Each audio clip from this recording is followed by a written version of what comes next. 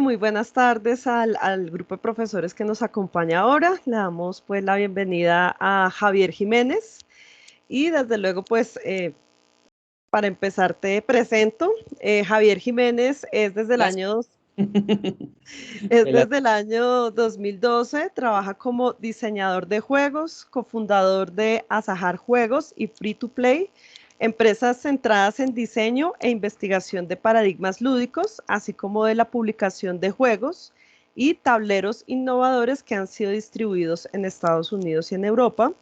Ha sido colaborador en proyectos de gamificación y educación en universidades y en algunas empresas como Bancolombia y Compensar, y ha sido ganador de los premios Teach Magazine y Gamicon 2019.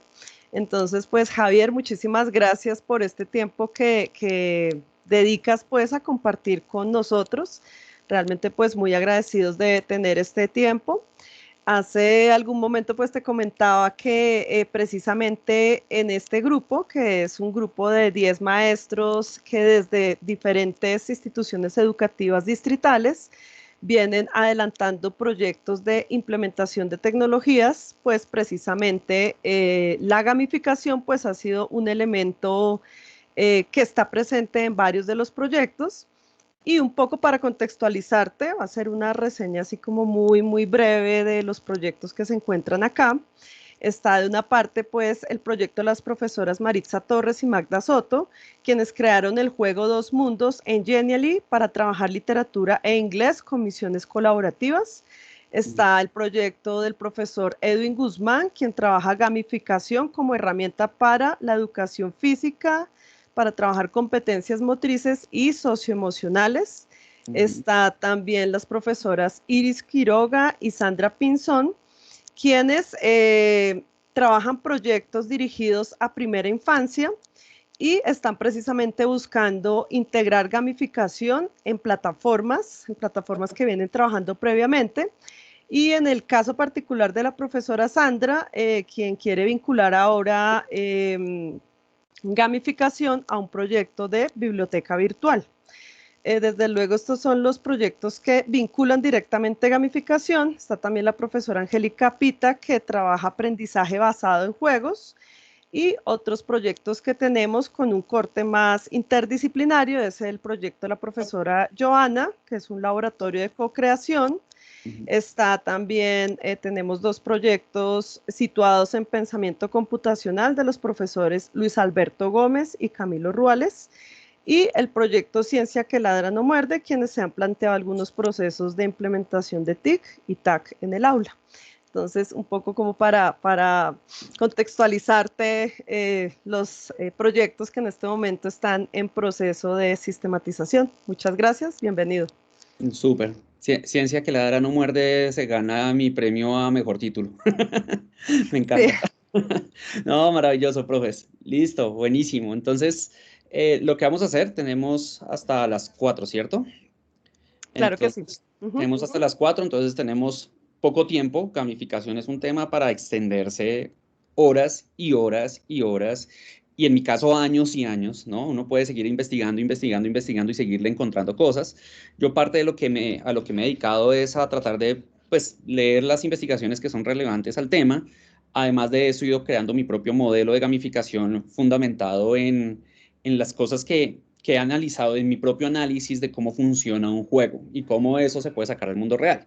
Aquí estamos hablando de gamificación y hay un proyecto también de juego serio. En educación muchas veces termina pareciéndose mucho el juego serio sí, el juego educativo a gamificación no es lo mismo, pero digamos que a mí me interesa hablar de algunos conceptos que se pueden aplicar en ambos mundos, ¿no? Que finalmente, pues la raíz central de los dos mundos está puesta en el diseño de juego. Entonces, en búsqueda de ser muy eficientes con nuestro tiempo, entonces voy a arrancar de una y la regla en general es, profe, si tienen alguna pregunta, si quieren hacerme alguna aclaración, si quieren preguntarme algo sobre su proyecto particular, sobre lo que estoy diciendo, interrúmpanme, ¿sí? No importa que yo no cumpla con mi libreto, este libreto puede adaptarse a sus necesidades mucho mejor si ustedes me hacen preguntas. Yo voy a tratar de todas formas, la presentación que voy a mostrarles no tiene ejemplos de educación directa, pero yo voy a tratar de dar ejemplos en función del tipo de proyectos que ustedes están dando. Pero nuevamente, lo más interesante sería que ustedes me conversaran conmigo. Somos poquitos y eso pues es chévere. A nivel de conversación pueden salir cosas muy interesantes. Entonces, para eso pues voy a compartir mi pantalla y me voy a ir hasta por acá. ¿Me avisan, porfa, si ven mi pantalla? Ahí ya se ve la pantalla. Ujú. Listo. Se ve un gran logo ahí gigante en la mitad, ¿cierto? Sí. Eso, súper. Entonces, esta es una presentación que yo después les puedo compartir porque seguramente no la vamos a poder ver completa. Es una presentación larga que tengo acá con muchos mecanismos lúdicos que se pueden aplicar al aula. Pues, en últimas de eso se trata gamificación, ¿no? Mecanismos lúdicos que se puedan aplicar ¿no? A otros contextos. Y hay unos paradigmas fundamentales que para mí son claves de los que ustedes deberían tener conocimiento para poder hacer una aplicación de gamificación más exitosa, ¿no? En general, sí existe buena y mala gamificación. Eso, digamos que no existe. No, voy a cambiarlo. No existe mala gamificación, existen malos diseñadores de gamificación, igual que como en todas las disciplinas de diseño. Gamificación no es mala ni es buena, es una disciplina y en la medida que uno estudie más la disciplina puede hacer cosas mucho mejores y en la medida que uno tiene más experiencia diseñando, pues también puede diseñar mucho mejor. Y fundamentalmente lo primero, el primer tip que les voy a dar es el diseñador de juegos testea mucho sus juegos. ¿Sí? Todo lo que ustedes estén haciendo, lo importante es que lo prueben y pregunten a sus estudiantes slash jugadores cómo les ha parecido, qué le cambiarían, porque los jugadores han sido, en general, la mejor fuente de inspiración y de análisis que han tenido los diseñadores de juegos durante los últimos 60 años. Entonces, eso es una invitación directa a que todo lo que yo diga en esta charla pueda ayudarles a ustedes como a encontrar una dirección y un camino, pero que realmente los diseños, en la medida que uno los haga, los pruebe, los testee con jugadores y reciba retroalimentación, ahí es cuando uno realmente los va puliendo. Entonces, para arrancar, digamos que la misión que yo tengo siempre alrededor de temas de gamificación es lograr hacer que la gente haga gamificación más allá de los sistemas básicos de recompensa, fundamentalmente recompensas puramente extrínsecas y ahí entonces aparecen los puntos, las medallas, tablas de líderes, premios. No es que estos sistemas no se puedan utilizar, pero hay que saberlos utilizar para que no se vuelvan sencillamente un incentivo externo y un presor a la conducta. Y ya vamos a ver un poco a qué me refiero con eso. A mí me interesa que gamificación active motivaciones más intrínsecas y ya les explicaré cómo. Entonces, entendiendo eso, digamos, vamos a arrancar con el tutorial, porque todo juego tiene que arrancar con un tutorial, ¿no? Y entonces, unos conceptos básicos sobre gamificación que para mí es clave que ustedes conozcan, tiene que ver principalmente con la historia de gamificación. Porque en términos de la historia de gamificación siempre ha buscado el cambio conductual, ¿sí? O la transformación cultural. Siempre hay un cambio. Uno siempre y eso es normal. Con todo diseño uno está esperando un cambio, ¿no? Si uno diseña una nueva aspiradora, está esperando que la gente reaccione y actúe distinto con esa nueva aspiradora. Y entonces uno siempre está diseñando efectivamente estilos de interacción. Pero gamificación se ha partido en dos grandes categorías. La gamificación vieja, estamos hablando de 2010 hasta 2015, que es gamificación conductual.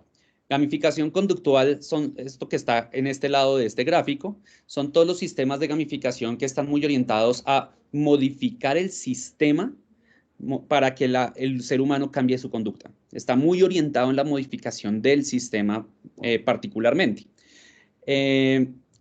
No está tan orientado en el ser humano, está más abajo en la gama de orientación al ser humano. Generalmente es una persona yo quiero que una persona haga una acción, yo le doy un premio por hacer esa acción, es transaccional.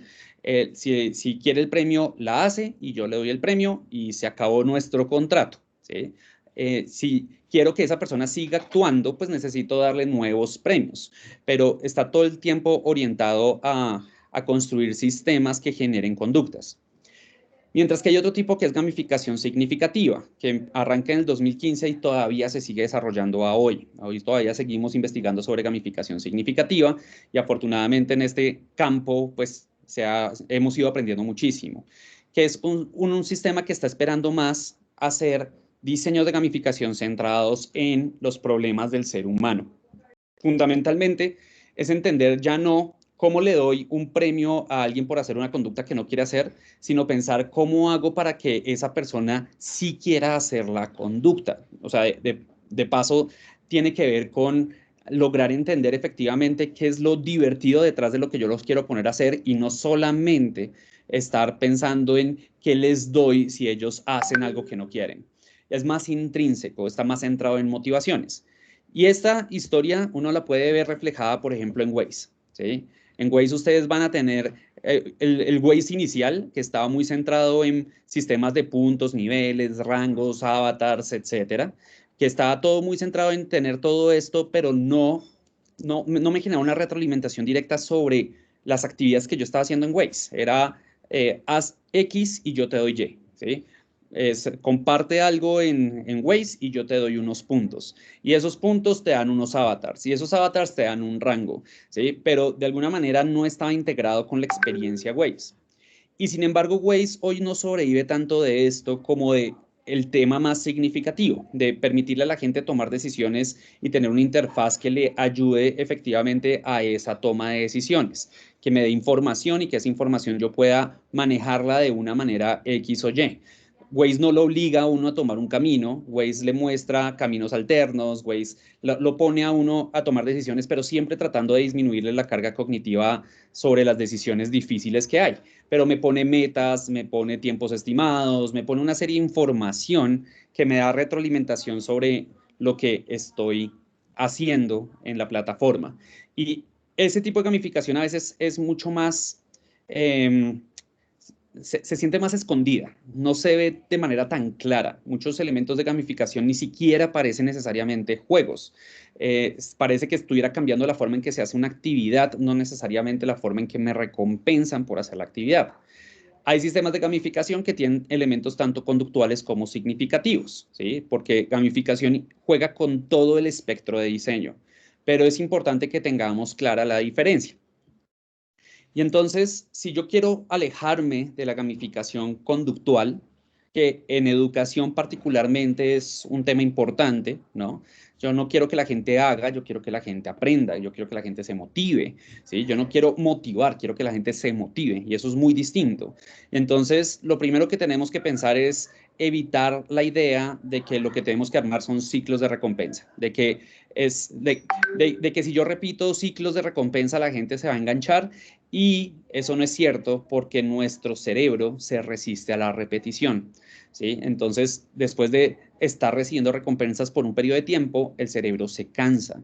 Y vamos a hablar de eso un poquito más adelante, pero fundamentalmente me interesa que tengan esa noción de significativo versus conductual para que vean efectivamente cómo quiero llevar esta discusión. Y en ese sentido, gamificación, la forma en que yo defino gamificación no es como una herramienta, ¿sí? A mí me dicen, necesitamos herramientas de gamificación. Herramientas sí, hay muchísimas herramientas que uno puede utilizar, pero es importante tener las bases teóricas para saber utilizar esas herramientas.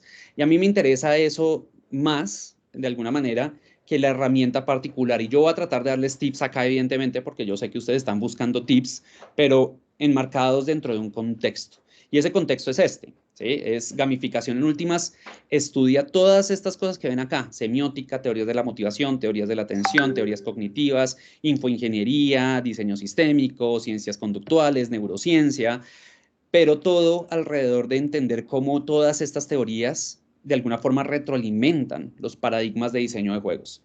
A mí me interesa coger paradigmas de diseño de juegos más que herramientas y tratar de utilizar esos paradigmas fuera del ambiente del juego para crear mejores clases, mejores bibliotecas, mejores, efectivamente, todo lo que ustedes quieran hacer, mejores sistemas de aprendizaje de cómputo, es cómo yo puedo utilizar paradigmas de diseño de juego para mejorar esas experiencias y no solamente los sistemas de recompensa.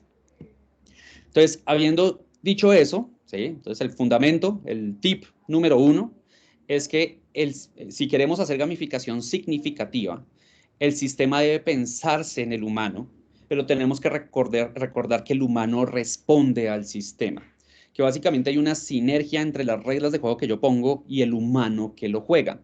El sistema van a ser las mecánicas, los sistemas de alerta, los sistemas de retroalimentación, cómo se mueven las fichas en el juego, cómo aparece y desaparece información del juego. El ser humano va a representar las dinámicas. El ser humano es el que le da dinamismo al juego en la medida que toma decisiones e interactúa con ese sistema. El sistema por sí mismo no es nada sin el humano, pero el humano al optimizar esas reglas de juego responde de una manera particular a ese sistema. Y eso es parte de lo que tenemos que ver, porque el ser humano no quiere responder a cualquier sistema de cualquier manera. La forma en que yo lo diseño cambia completamente la experiencia. Y hacia allá es hacia donde me interesa ir con ustedes. Entonces, entendiendo estos dos principios, ¿sí? Si queremos hablar de diseño basado en el humano, lo primero que tenemos que tener claro es la noción de meta. ¿Sí? La noción de meta es fundamental para generar buenos sistemas de gamificación. Y entonces empecemos por una definición rápida de motivación. ¿Sí?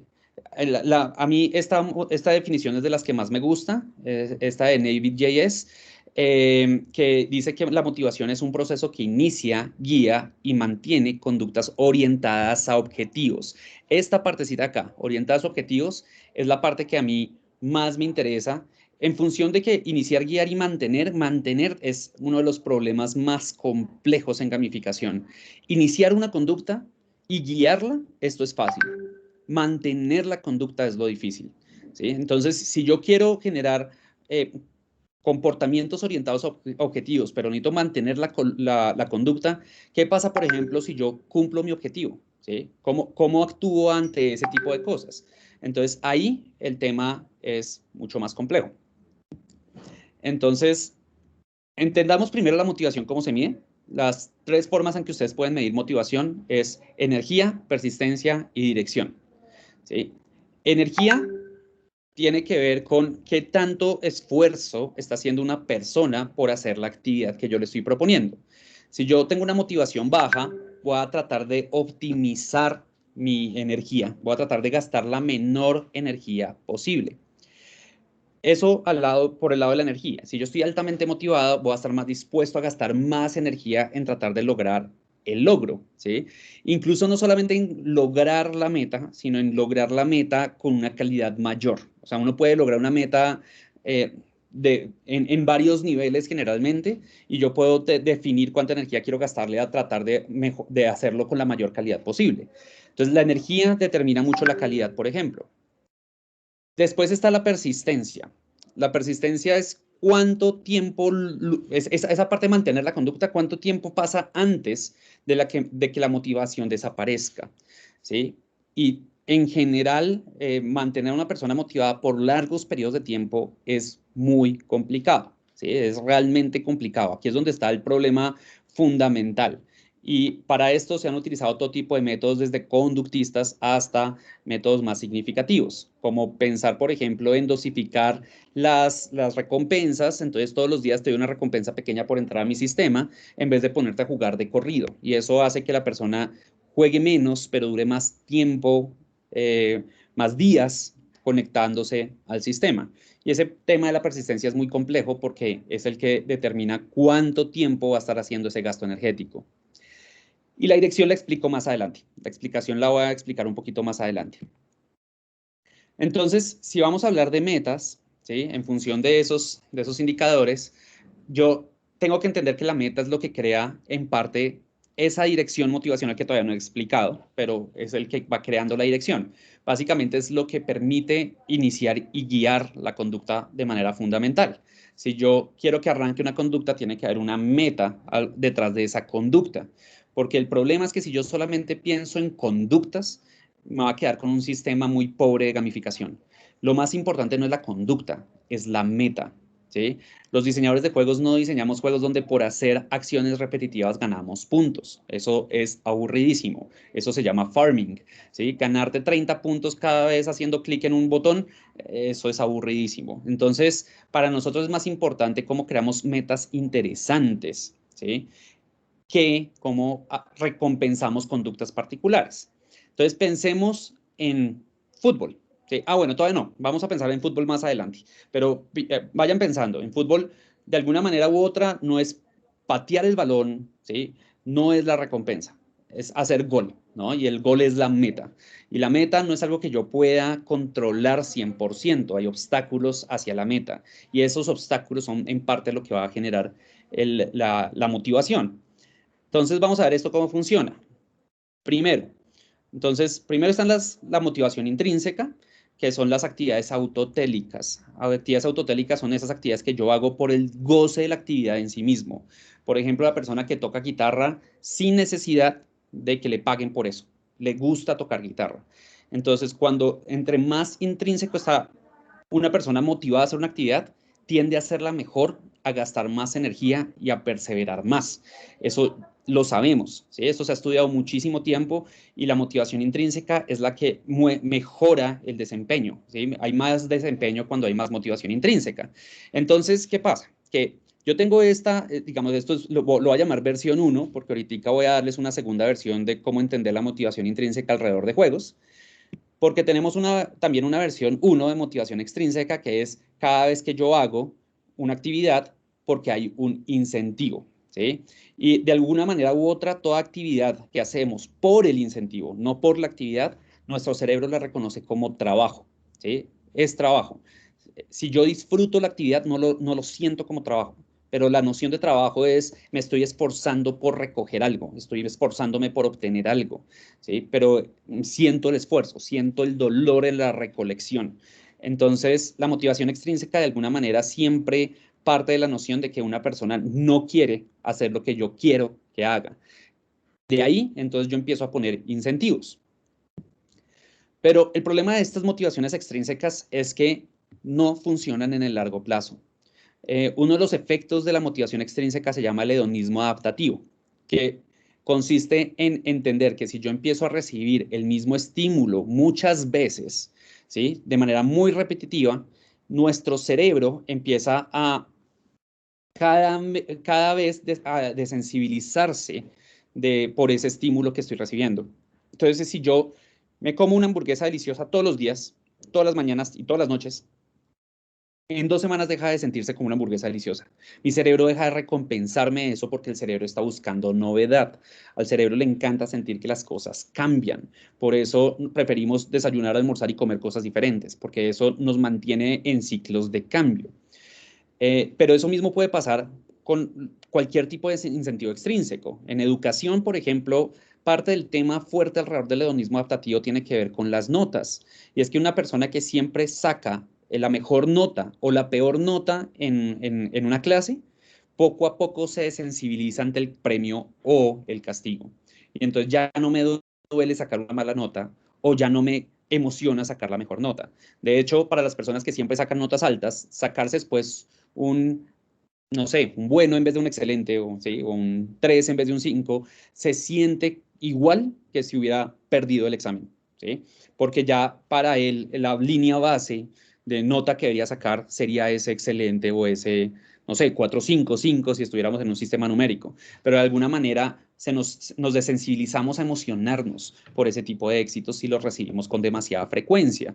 Entonces, si yo hago un sistema de puntos y recompensas, el problema es que en el corto plazo va a funcionar muy bien, pero una vez la persona se empieza a desensibilizar de la recompensa, deja de hacer la actividad, como la hamburguesa. Dejo de comer hamburguesa. Ya no quiero comer más hamburguesa y no espero volver a comer hamburguesa hasta que mi cerebro se olvide de otra vez, vuelva a desear la hamburguesa en mucho tiempo. Entonces, eso es problemático cuando yo estoy utilizando motivadores externos.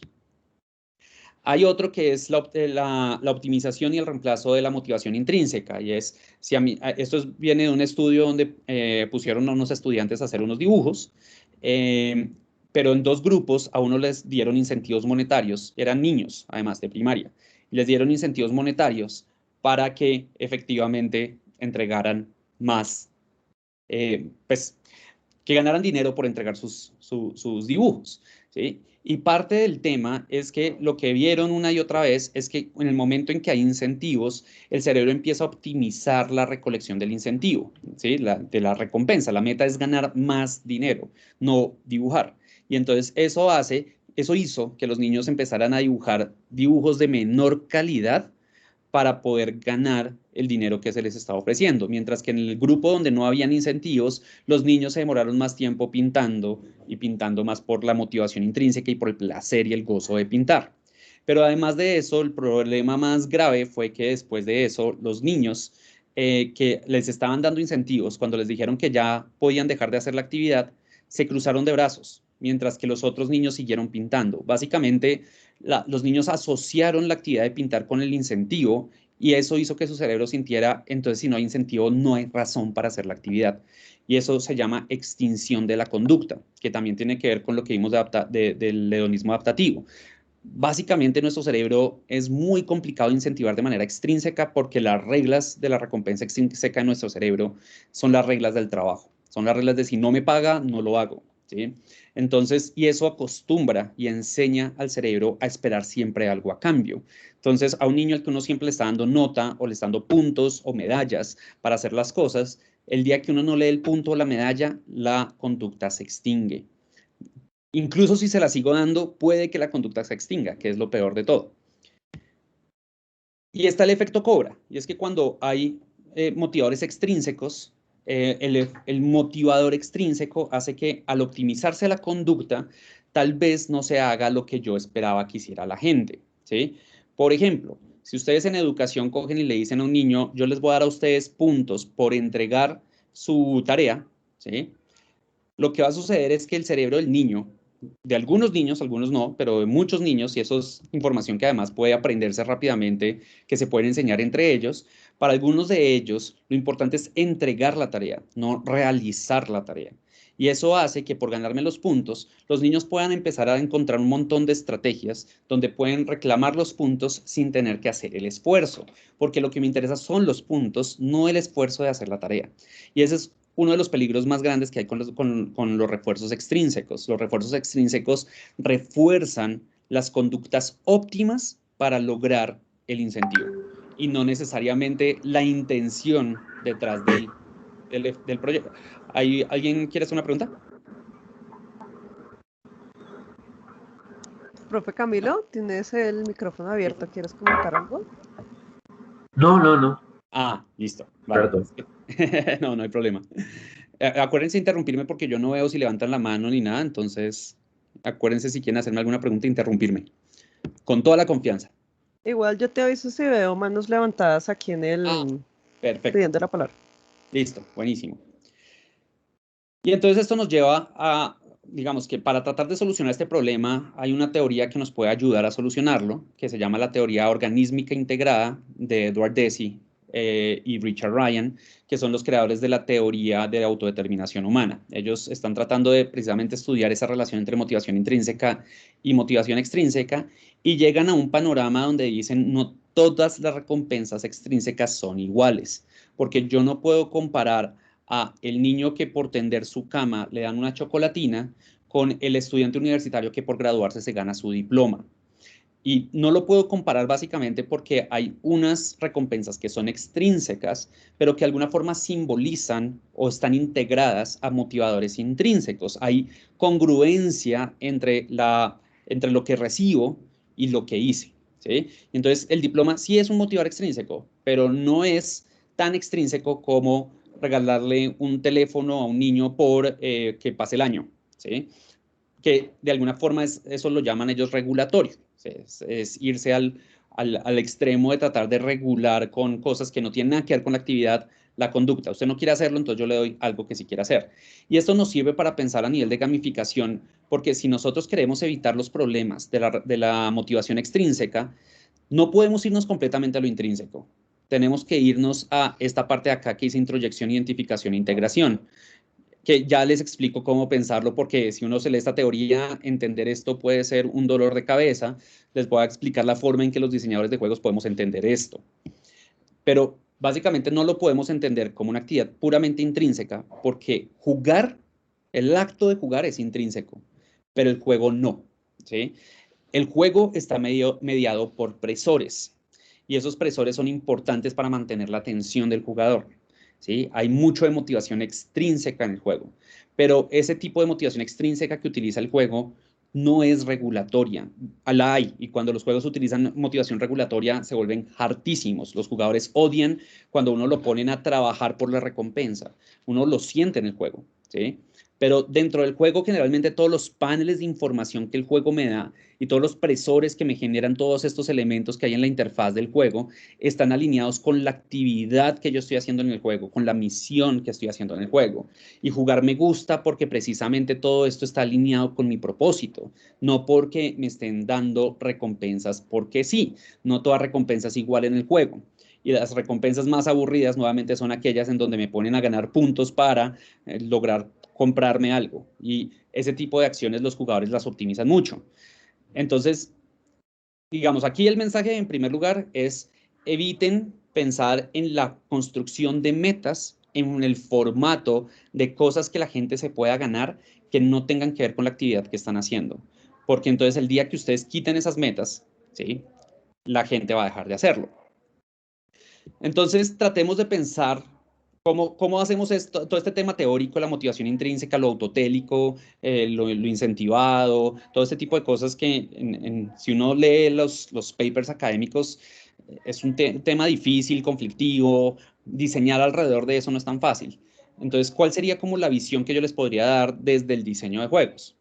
Entonces, la forma en que yo lo miro es, trato de entender la relación entre actividad, meta y recompensa, pero no voy a entender la recompensa como lo que me gano por hacer la actividad, sino como se entiende de manera más neurocientífica. Es la activación del sistema de recompensa de nuestro cerebro. Nuestro cerebro se activa o no se activa dependiendo de la información que llega del exterior. O sea, la motivación intrínseca puede ser intrínseca, pero está igual uno decidiendo si está supliendo esa motivación intrínseca a través de estímulos externos. Entonces, si ustedes piensan en tocar guitarra, si yo estoy aprendiendo a tocar guitarra, yo siento recompensa y se activa mi sistema de recompensa el día que logro sacar la obra por primera vez y la pude tocar sin utilizar las partituras. Entonces en ese momento mi cerebro se activa de emoción, ¿sí? Y ahí tuve una recompensa. La recompensa no fue nada que me hubieran dado externo a tocar guitarra. Es algo que está incluido dentro de la actividad misma, donde la meta está incluida dentro de la actividad misma. Y entonces, si aquí nos devolvemos al fútbol, piensen en el fútbol como actividad, no como conducta, piénsenlo como actividad, un montón de conductas que pueden hacer un montón de jugadores a través de un montón de estrategias para lograr una meta que es meter el balón en el arco, ¿sí? Y esa meta está interna dentro del sistema, está adentro, es parte del sistema. Y cuando yo meto el balón, efectivamente hago un gol, mi cerebro me recompensa, se activa el sistema de recompensa. ¿Por qué? Porque puedo sentir maestría, sentí que y tuve un logro. Y eso es lo que yo quiero hacer con mis estudiantes. Yo lo que quiero es activar su sistema de recompensa a través de las metas apropiadas. Pero aquí es donde yo tengo que tener cuidado con la motivación extrínseca.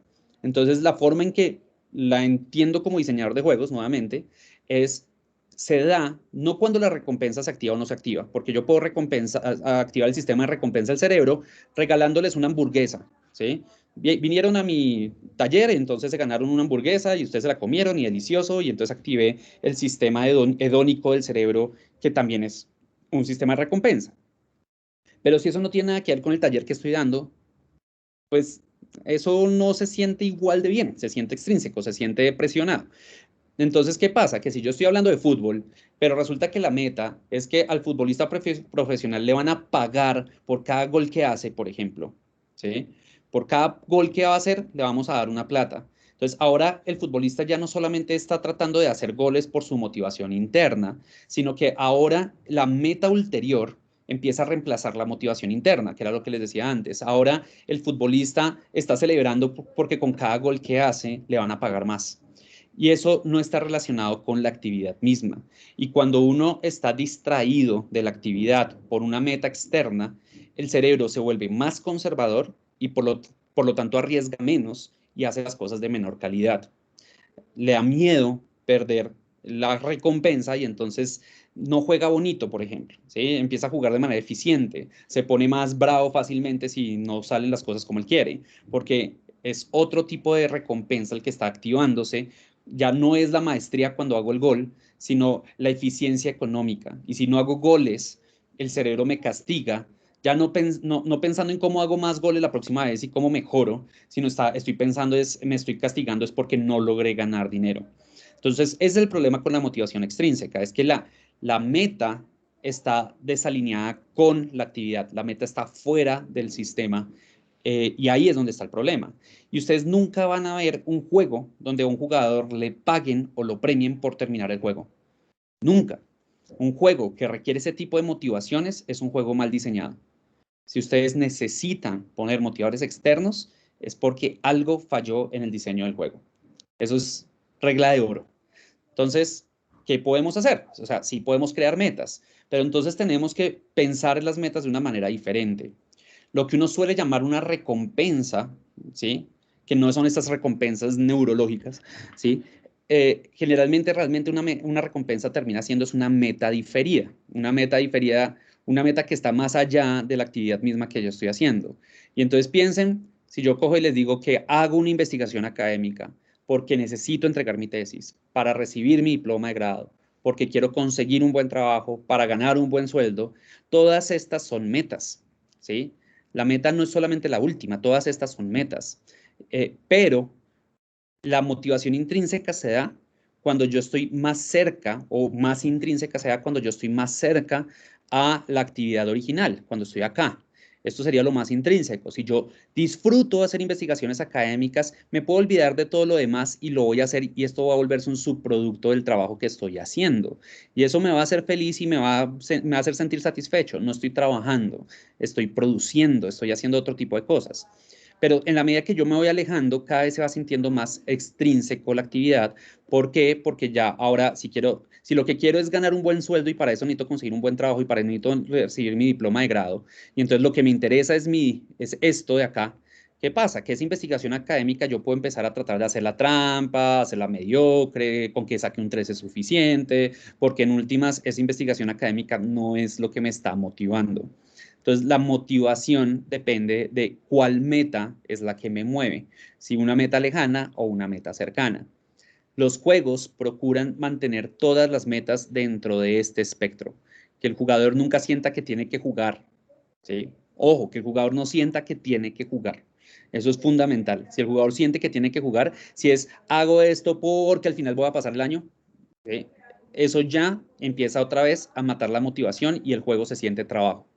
Entonces, ahí tenemos que tener cuidado porque hacer este tipo de cosas invita al efecto cobra y la optimización. Entonces, siempre tenemos que pensar, la meta que yo estoy proponiendo está, ¿qué tan lejos está de la actividad que yo estoy proponiendo hacer? Porque además yo tengo que entender que las metas que yo construyo a nivel de un juego, ¿sí? Para que funcionen, tienen que haber estos elementos. ¿Sí? La meta tiene que sentirse, algunos, no tienen que estar todos. Entre más haya, mejor, pero no tienen que estar todos. Pero de alguna manera, la meta funciona mejor cuando uno siente que es una meta relevante. El proceso de relevancia es muy extraño, porque para un niño que juega un videojuego, una meta relevante es una meta que le permite pasar el juego, y una meta irrelevante es una meta que de pronto lo distrae de su misión principal. No tiene que ser una meta relevante en el mundo real, puede ser una meta relevante en el mundo ficticio, pero que la meta me ayude a mí a cumplir los objetivos que tengo dentro de mi sistema. La meta tiene que ser clara, no puede haber ambigüedad. Si yo me gané 3 puntos, sé que cualquier otro jugador con cualquier otro profesor se ganaría los mismos 3 puntos. En la medida que hay una claridad absoluta sobre los sistemas de metas que tiene el juego, los jugadores se enganchan más con la meta. Tercero, tienen que haber stakes. Eso es qué está en juego. Tienen que haber cosas que yo pueda perder. Los juegos crean obstáculos porque en la medida que hay obstáculos y hay cosas que yo puedo perder, eso enfoca mi cerebro a través del estrés. Y entonces cuando uno siente el nivel de estrés adecuado, no demasiado, pero tampoco tan poquito, el cerebro se engancha mejor con la meta. Si es una meta que yo sé que voy a poder cumplir de antemano, no hay nada en juego, nada en juego, pues, ¿para qué la hago? ¿Sí? Si yo sé que tengo un 100% de probabilidades de lograr la meta, pues no tengo nada que aprenderle a la meta. Sí, en cambio, lo que está en juego es demasiado peligroso en mi vida, me puede generar una repercusión muy dura en mi vida, también puedo evitarla porque me genera cosas negativas. Lo cuarto es, la meta tiene que sentirse emocionante, ¿sí? A decir, vamos a aprender a escribir funciones, si soy un profesor de sistemas y tecnología, eso no me genera emoción, ¿sí? Pero si mi meta es, vamos a construir un juego de, ¿sí? O sea, o vamos a construir un sistema que les permita a ustedes encontrar pareja, no sé, cualquier cosa, algo que de alguna forma mueva, movilice alguna emoción, es más probable que la gente se enganche con la meta. Y esta es una de las cosas que en educación se pierde mucho, ¿sí? La educación a veces tiende a ser demasiado decimonónica, no, ni siquiera, del siglo XVIII, esto es como de la ilustración, ¿sí? Cero emoción, decimonónica antes sería mejor, sería romanticismo, no, acá hay mucha aridez dentro de la academia y eso hace que las metas sean más difíciles de aceptar desde el mundo, desde la motivación humana. Y lo último es que tiene que haber anticipación. Las personas tienen que poder medir progreso, tienen que saber qué tan cerca están de lograr las cosas, cuándo van a suceder ciertas cosas y cuándo no, ¿sí? Todos esos procesos de anticipación están construidos para que la gente se mueva hacia la meta y no desista en el camino. Y todo esto alrededor de metas nuevamente alcanzables. Parte de lo fundamental es que una buena meta tiene incertidumbre. Si yo le digo a alguien, por sacar un papel de mi biblioteca, por sacar un libro de mi biblioteca te ganas 10 puntos, ahí no hay incertidumbre. Yo sé que lo único que tengo que hacer es sacar un libro. No hay nada que me obstaculice el acto de ganar esos 10 puntos, ¿sí? Evidentemente, esto tiene que ver con diferentes edades. En diferentes edades, los más chiquitos, las metas están muy movilizadas por el descubrimiento. Entonces no hay tanta optimización, pero también hay más trampa. Es una cosa curiosa, pero los niños chiquitos todavía no entienden el fundamento social detrás del juego y todavía tienden a hacer más trampa que digamos, un adolescente, ¿sí? Los adolescentes necesitan, en cambio, mucho más de estos procesos a veces para engancharse, muchos más juegos más estructurados.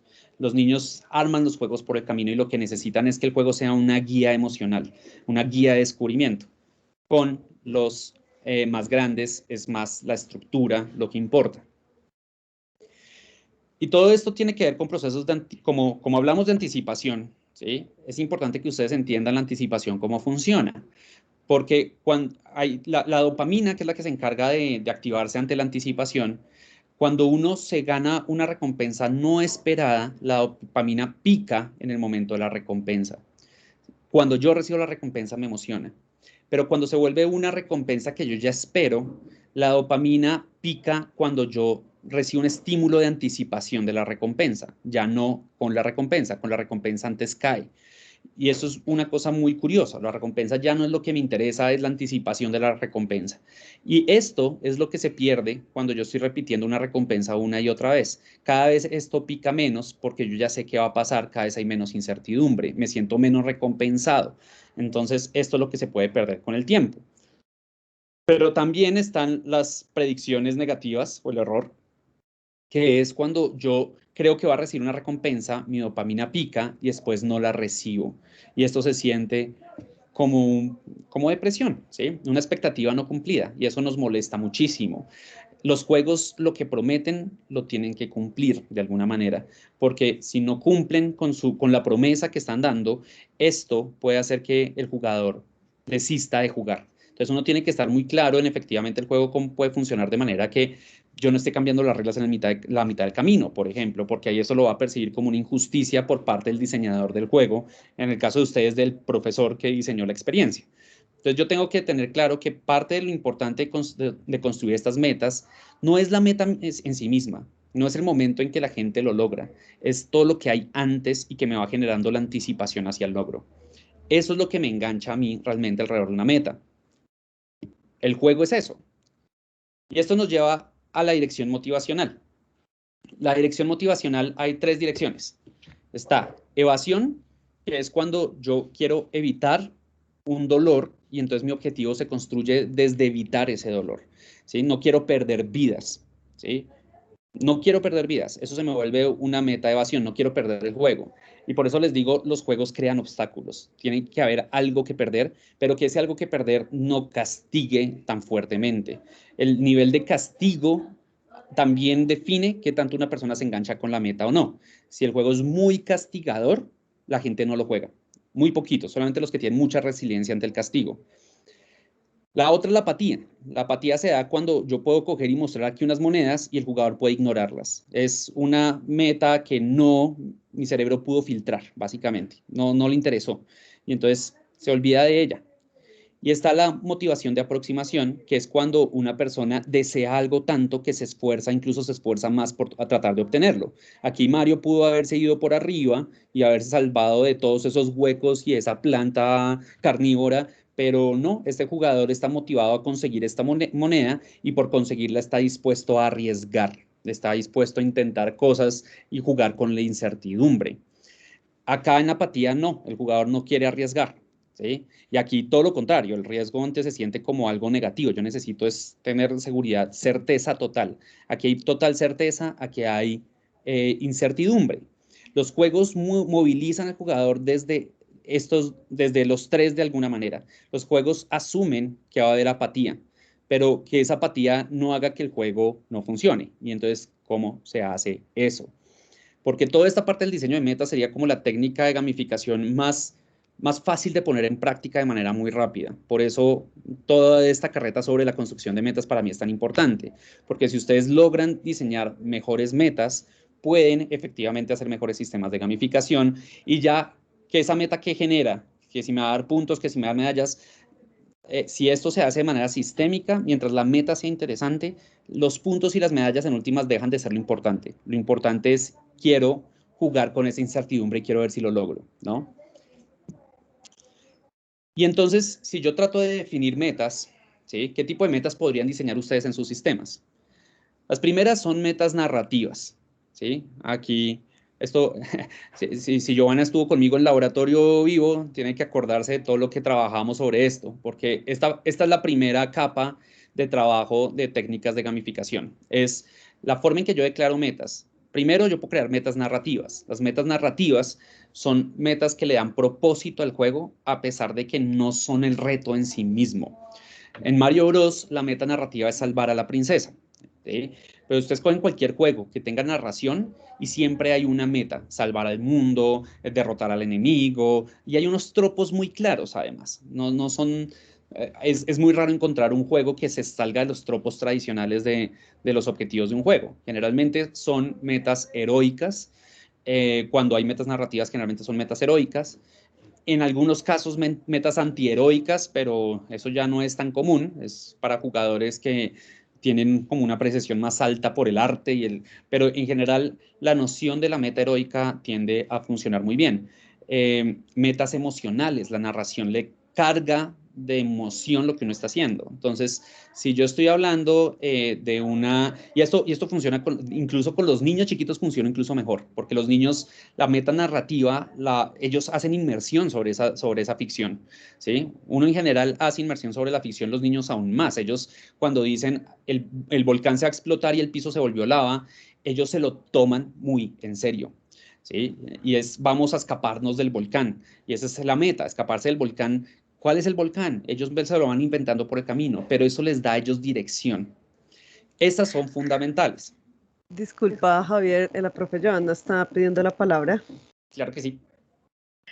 Pues mira, con eso que hicimos en esa experiencia, de verdad que fue así súper detonante, porque de hecho ahorita que estuvimos en todo el rollo de cómo resolver esto de la pandemia y la educación a distancia, nosotros diseñamos, bueno, en el caso con otros dos compañeros, nos metimos en esto y diseñábamos nuestras guías a partir de narrativas. Entonces, cuando tú hablabas al comienzo de vamos a hacer narrativas y vamos a trabajar por metas de aprendizaje y por logros y no por sistema de puntos ni recompensas, porque alguien me decía, bueno, pero si usted está incorporando gamificación, ¿dónde está su sistema de puntos? Y yo no, pero es que el sistema de puntos es que aprenda, ya, ahí está, esa es su recompensa. Entonces, eso era como muy chistoso porque, claro, lo que tú dices, como dentro de esos mitos urbanos de gamificación es donde está el sistema de puntos y el cuadro de clasificación. Pero lo de la narrativa es una cosa tan potente y tan poderosa porque incluso cuando uno mismo lo está diseñando, uno está metido en la película. ¿sí? Y uno hace como todo ese recorrido. De hecho, lo del recorrido del héroe es una cosa que es súper impresionante y mágica. Y cuando, por ejemplo, ahorita que ya estamos en presencialidad y leemos juntos esas narrativas en clase y vemos que la narrativa no es solamente un intro y ya, sino que la narrativa es de principio hasta que llegamos a la autoevaluación, eso se vuelve tan mágico, de verdad, que tiene mucha potencia estos elementos. Y bueno, todo lo que tú nos estás diciendo sobre esos tipsitos, aunque dices que no, pero son unos super tips para uno poder configurar una propuesta cada vez más intencionada frente al proceso de aprendizaje. Exacto. Y piensen que las narrativas son tan poderosas que de eso viven las industrias que hacen más dinero en el mundo. O sea, los videojuegos, las películas, las series de televisión, todo eso juega bajo el motivador construido por la narrativa, por el hecho de que queremos soñar con otros mundos. Y eso le da una capa de motivación muy impresionante a los proyectos. Si uno puede incluir una buena capa narrativa, eso, como dice Johanna, detona. ¿Sí? Detona algo, es increíble. Y hace que el tema de los puntos sea menos necesario. Entonces, eso es, por ejemplo, un elemento fundamental para que ya hayan elementos de gamificación. El segundo son las metas principales. Las metas principales es, claro, una meta narrativa está bien, ¿sí? Y la narración va andando, pero la meta narrativa no lo hace juego de por sí. Lo vuelve película. Y está bien, una película también motiva, chévere, pero lo que lo empieza a hacer juego es el hecho de que para poder movilizarse en la historia, yo tengo que lograr ciertos logros particulares. Hay unos logros, los principales son logros que son obligatorios para avanzar o para generar acceso a otras partes de la narrativa, a otras partes del mundo. Las metas principales no requieren nuevamente de puntos. ¿Sí? Si ustedes ven, juegan juegos de consola, ¿sí? De estos juegos que tienen además muy buenas historias, uno quiere terminar la misión para saber cómo sigue la historia, ¿sí? Y uno puede quedarse dando vueltas dentro del mismo mundo muchas veces hasta que ya no le encuentra nada más que hacer y ¿qué hace? Va a la meta principal para poder acceder a nuevo contenido. Y entonces las metas principales en estos sistemas narrativos se pueden volver como hitos de la narración donde los jugadores tienen que lograr unas cosas declaradas. Nuevamente, estas son metas declaradas porque uno le está diciendo al jugador qué tiene que lograr. En Mario es pase el mundo, es llegue a la banderita del final del mundo, ¿sí? ¿Y cuáles pueden ser mis metas declaradas para poder acceder a nuevo contenido?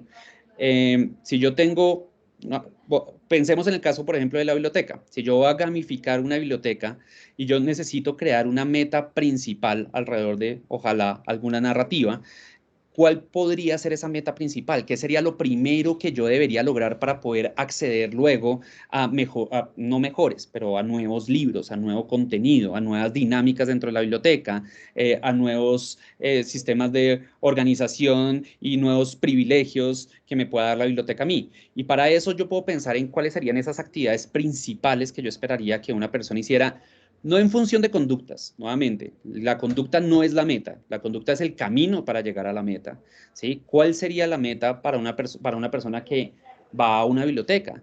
Y curiosamente, por ejemplo, hay gente que cuando va a las bibliotecas ya de alguna manera se está poniendo metas a sí mismos, ¿sí? Piensen en qué tipo de metas se pondría un niño que va a una biblioteca, ¿sí? ¿Qué tipo de libros quiere leer? ¿Sí? Escoger caminos de descubrimiento de lectura, ¿sí? Ver efectivamente cómo puedo generar cosas de hipertextualidad, ¿sí? De reconocimiento temático, y todo eso se me puede a mí convertir en una meta principal. Entonces, si yo quiero acceder, por ejemplo, a la literatura más compleja alrededor de los libros de fantasía más difíciles, bueno, empecemos con algunos libros de Torre de Papel, ¿sí? Dependiendo de la edad, obviamente, y esto, pero que de alguna forma la meta sea seleccione 3 libros, construya un mundo alrededor de esos 3 libros, movilice una charla con sus compañeros sobre los libros que se leyó, y si usted lee esos 3 libros, genera este club de lectura y tiene asistentes, entonces desbloquea la siguiente misión, pero tiene que ser algo que vaya más allá de lo puramente conductual. Mira que tenemos, la profe Edna estaba pidiendo la palabra y también está el profe Camilo Ruales. Súper. Buenas tardes, es que de alguna manera lo acaba de explicar este interrogante que me surgió, y es si la gamificación la entendía solo en el campo del videojuego o de los juegos de la tecnología por el estilo, o si se aplica a los juegos en el aula que no la emplean. Y pues es que mi experiencia, si manejo cosas conductuales, lo procuro manejar lo mejor posible y hay muchas críticas radicales frente a lo conductual, pero pues no sé si el fin justifica los medios y cuando funciona también vale la pena, porque digamos en trabajo en equipo, en competencia, que no implica pasar por encima de alguien, pero que sí haya algo de por medio, que a veces el trofeo es la nota, a la gente individualmente se le olvida que no quiere o no puede y lo hace. No sé si les ha pasado en el aprendizaje de un idioma, por ejemplo. Entonces, pues quería saber por qué esa separación tan radical de lo conductivo. Ok, ok, buenísimo. Listo. Lo que pasa con lo conductual es, de hecho, el problema con lo conductual tiene que ver con los efectos de mediano y largo plazo. ¿Sí? Lo conductual funciona muy bien en el corto plazo, incluso mejor que lo significativo, ¿sí? Porque lo conductual genera conductas inmediatas y genera refuerzos inmediatos, ¿sí? El problema con lo conductual es el problema de la potencial extinción de la conducta. Y sobre esto las discusiones son impresionantes, ¿sí? Por ejemplo, yo he entrado en discusiones con personas que, por ejemplo, han utilizado como estrategia pagarle a los niños por leer, ¿sí? Y que les pagan, por cada libro que te lees, te pago algo, ¿sí? Y entonces son niños que leen un montón. Y la pregunta es, ¿y qué pasa con el día que le dejen de pagar por leer? ¿Sí? ¿El niño va a seguir leyendo o no? Y ahí, digamos que todo depende. ¿De qué depende? De si el niño estaba leyendo solo por la plata, deja de leer. Si el niño está motivado intrínsecamente por la narrativa, porque el libro fue chévere, porque puede que dejen de pagarle y siga leyendo, puede que, nuevamente, no tiene que, ¿sí? ¿Por qué? Porque en el momento en que le dejan de pagar, de pronto prefiere irse a buscar otro tipo de cosas que sí le paguen, ¿sí? Y ese es el problema con los motivadores extrínsecos. El problema con los motivadores extrínsecos es que se vuelve una guerra armamentística por ver qué me motiva más. ¿Sí? Y en general, si tú ves los juegos que utilizan principalmente métodos conductuales para mantener enganchados a sus jugadores, si los dan demasiado frecuentemente, el juego dura 3 meses y el niño deja de jugar inmediatamente. Cuando tú dosificas la recompensa, que eso parte también de las teorías del conductismo, ¿no? Es que el conductismo no es malo de por sí, esto es una teoría que explica muchos fenómenos, ¿sí?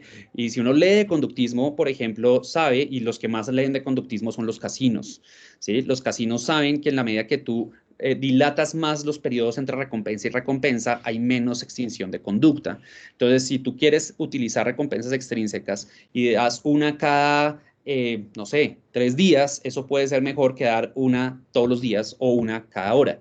Entonces, obviamente eso es una curva de Bell y eso es difícil para cada cosa hay que hacer el estudio, pero fundamentalmente, generalmente lo que sucede es que las conductas se dan muy bien durante el sistema, pero una vez tú lo sueltas y ya no tienen el juego que tú les estás poniendo, la pregunta es, ¿seguirán yendo o no seguirán yendo? ¿Sí? ¿Tú estás transformándolos a ellos o solamente estás transformando su ambiente de información?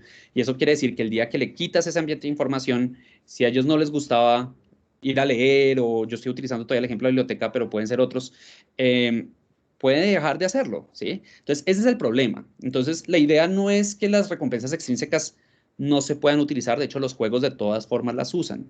Lo importante es que tú entiendas que hay que regularse con el uso de ese tipo de recompensas y que no sea el mecanismo principal de motivación, porque te va a funcionar muy bien en el corto plazo. Y si tú sacas un estudio de corto plazo, no un estudio longitudinal, tu estudio va a dar unos resultados supremamente exitosos con toda seguridad. Te va a dar una data muy, muy buena. Pero si tú coges a esos niños y los sigues de manera longitudinal, haces un estudio más longitudinal, te vas a empezar a encontrar problemas en el camino y cada vez te va a tocar escalar las recompensas, cada vez darles cosas más chéveres, porque hay un momento en que ya no tienes nada que darles y ya no tienes forma de motivarlos. Entonces, ese es el problema y eso, digamos, se ha replicado en muchos estudios muchas veces. Entonces, por eso es que el problema, por eso es que yo soy como tan tajante. Yo prefiero que ustedes traten de hacer algo desde nociones más de motivación intrínseca y si salen algunas cosas extrínsecas, no es problema, ¿sí?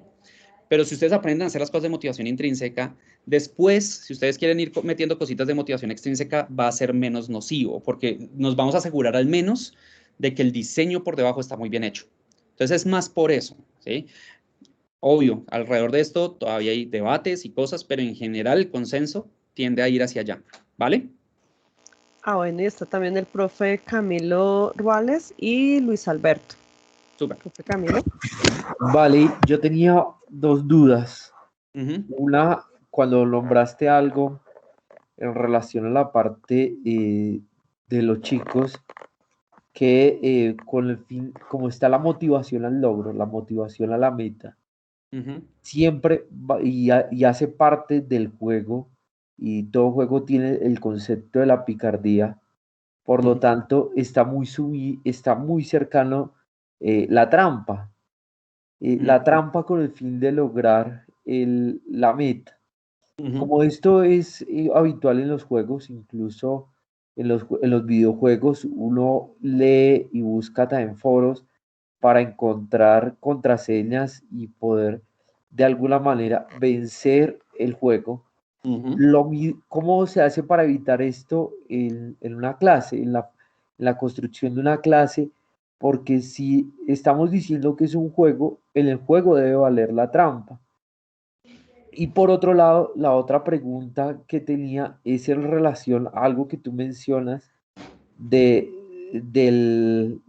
acto narrativo.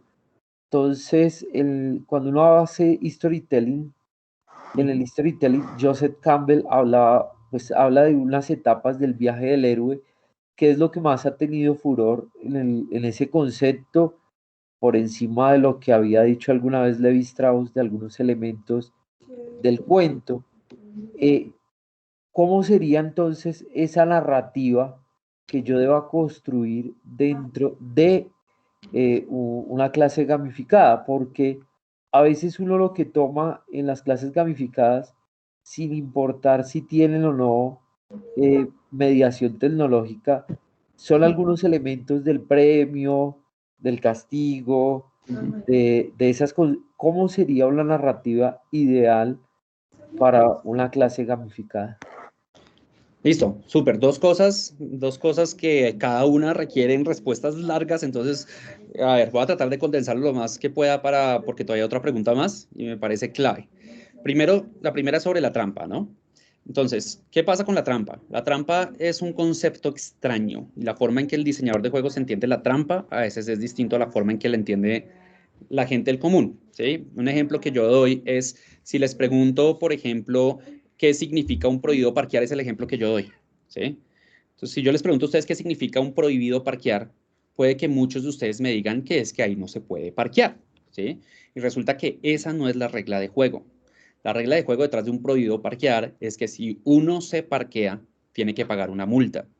Eso quiere decir que como existe una regla con una consecuencia clara, parquearse en un prohibido parquear no es trampa.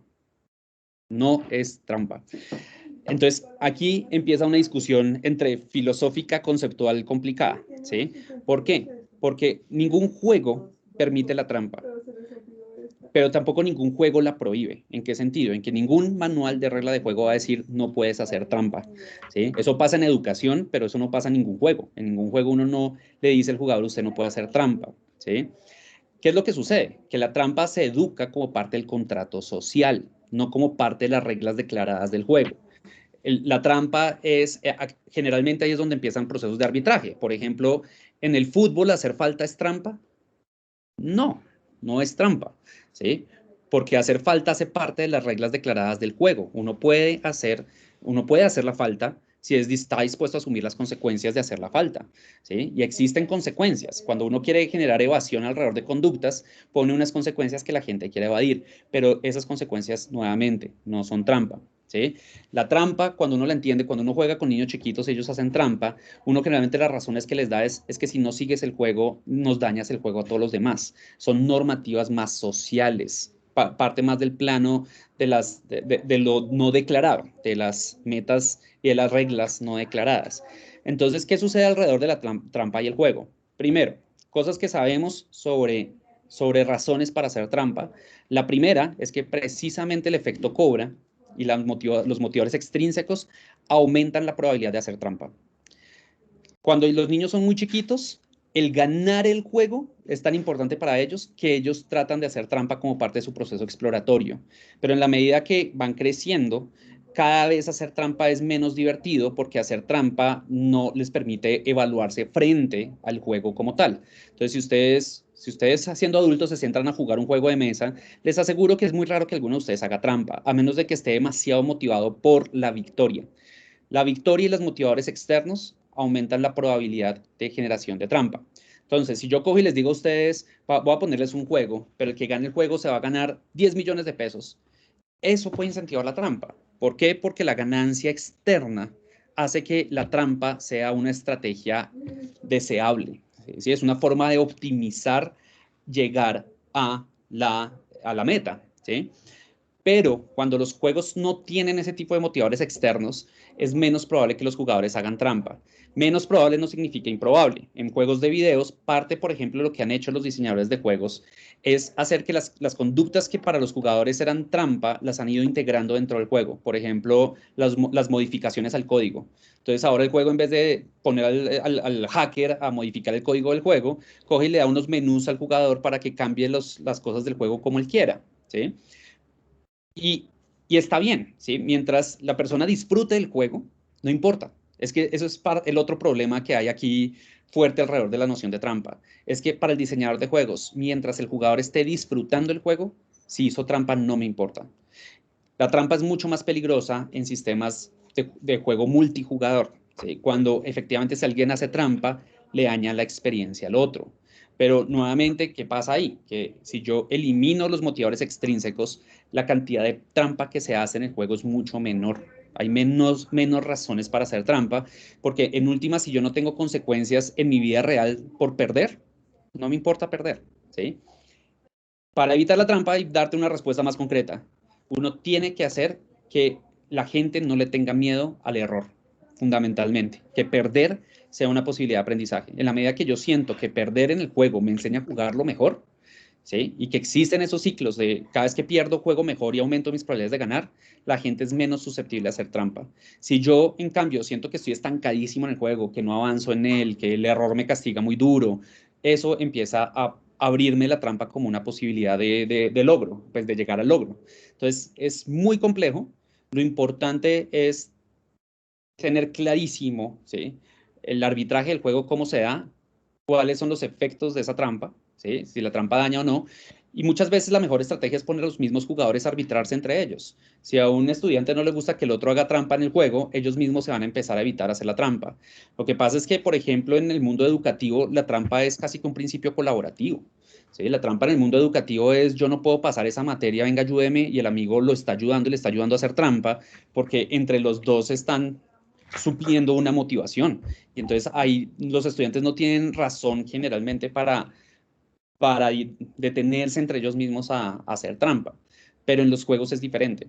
Entonces es un tema muy complejo, ¿sí? Te recomiendo mucho tratar de leer sobre procesos de trampa en juegos y vas a encontrar unas cosas que son absolutamente demenciales en función de cómo hacerlo. Pero yo que llevo trabajando 8 o 9 años en gamificación, la cantidad de trampa que yo me he encontrado es muy poquita, precisamente porque no dependo tanto de esos reguladores externos. Entonces, no hay tanta razón para hacerla, ¿vale? Esa es la primera. Gracias. Ahora está el profe Luis Alberto Gómez. Me faltaba la segunda, la de las narrativas. Discúlpame. Y esa te la contesto más corto para poder llegar donde el profe Luis. Entonces, la segunda, alrededor de los temas de narrativas, miren, no se trata, si ustedes saben del viaje del héroe de Campbell, buenísimo, úsenlo, ¿sí? Si no lo saben, hay juegos que utilizan narrativas muy sofisticadas y juegos que utilizan narrativas muy pequeñas. La narrativa ancla la motivación y a veces narrativas tan sencillas como Mario Bros. ¿Sí? ¿Quién es Mario Bros? Es un plomero que ¿qué tiene que hacer? Rescatar a la princesa de un reino de una tortuga gigante. Ese juego no tiene mucha más narrativa más allá de eso y que tiene que pasar por unos castillos y pasar unos mundos, pero la narrativa es muy sencilla.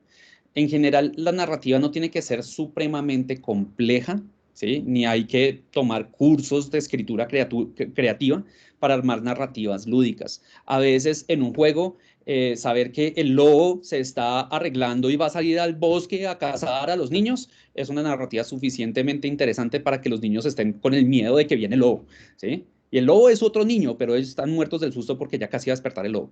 Entonces, pueden ser narrativas muy sencillas, ¿sí? Eso depende mucho y como todo en el mundo narrativo, nuevamente también la mejor forma de saber si una narrativa funciona o no es poniéndola en práctica, ver qué dicen. Y en general lo que dijo la profe Johanna, yo creo que es un tip maravilloso.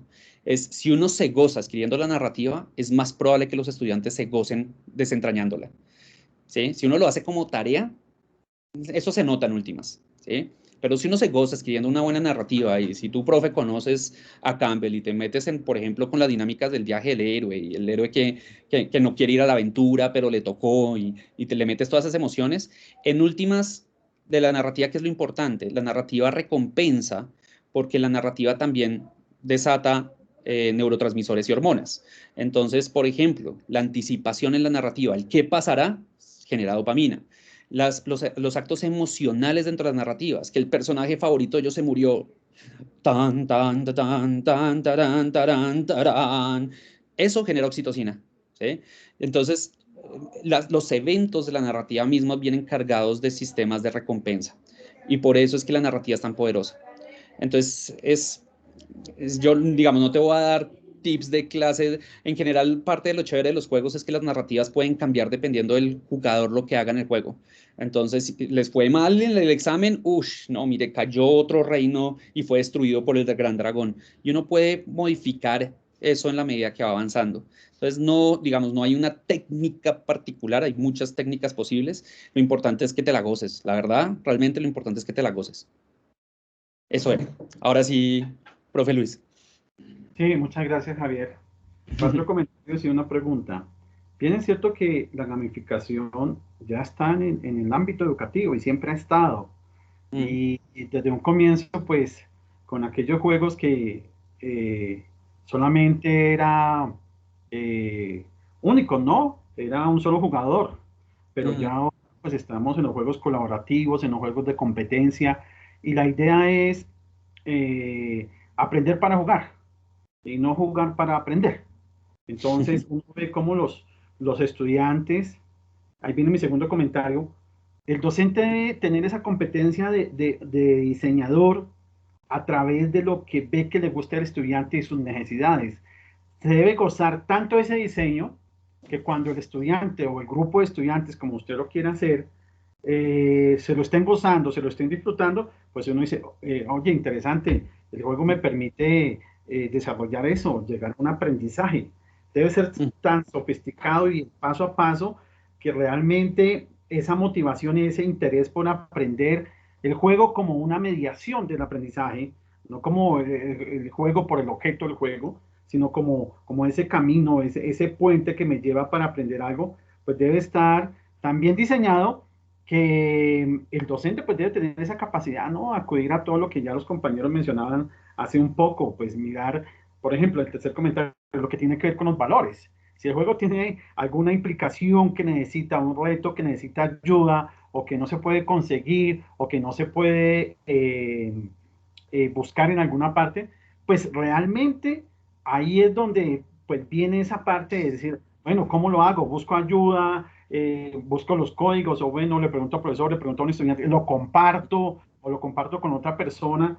La idea es que pues ahí da cabida así a los valores, ¿no? La responsabilidad, cuánto tiempo dedica, cuánto se ha esmerado, porque vienen también la situación de la recompensa. Puede ser que un estudiante o un jugador en el que llegue juego, pues no lo alcance durante mucho tiempo, pero quizás otra persona, otro sí lo haga en menos tiempo. Entonces uno dice, bueno, le dediqué mucho tiempo, no lo alcancé, pero el que hizo menos tiempo sí. Entonces como mirar esa situación también de los valores, porque de alguna manera, pues la idea es que este juego enganche tanto al estudiante que pues se recompensen, ¿sí? Y se transformen en valores, como la sinceridad, la honestidad, la dedicación, la disciplina, porque es que viene entre comillas el término y la nueva profesión, para algunos y para otros no, de los gamers.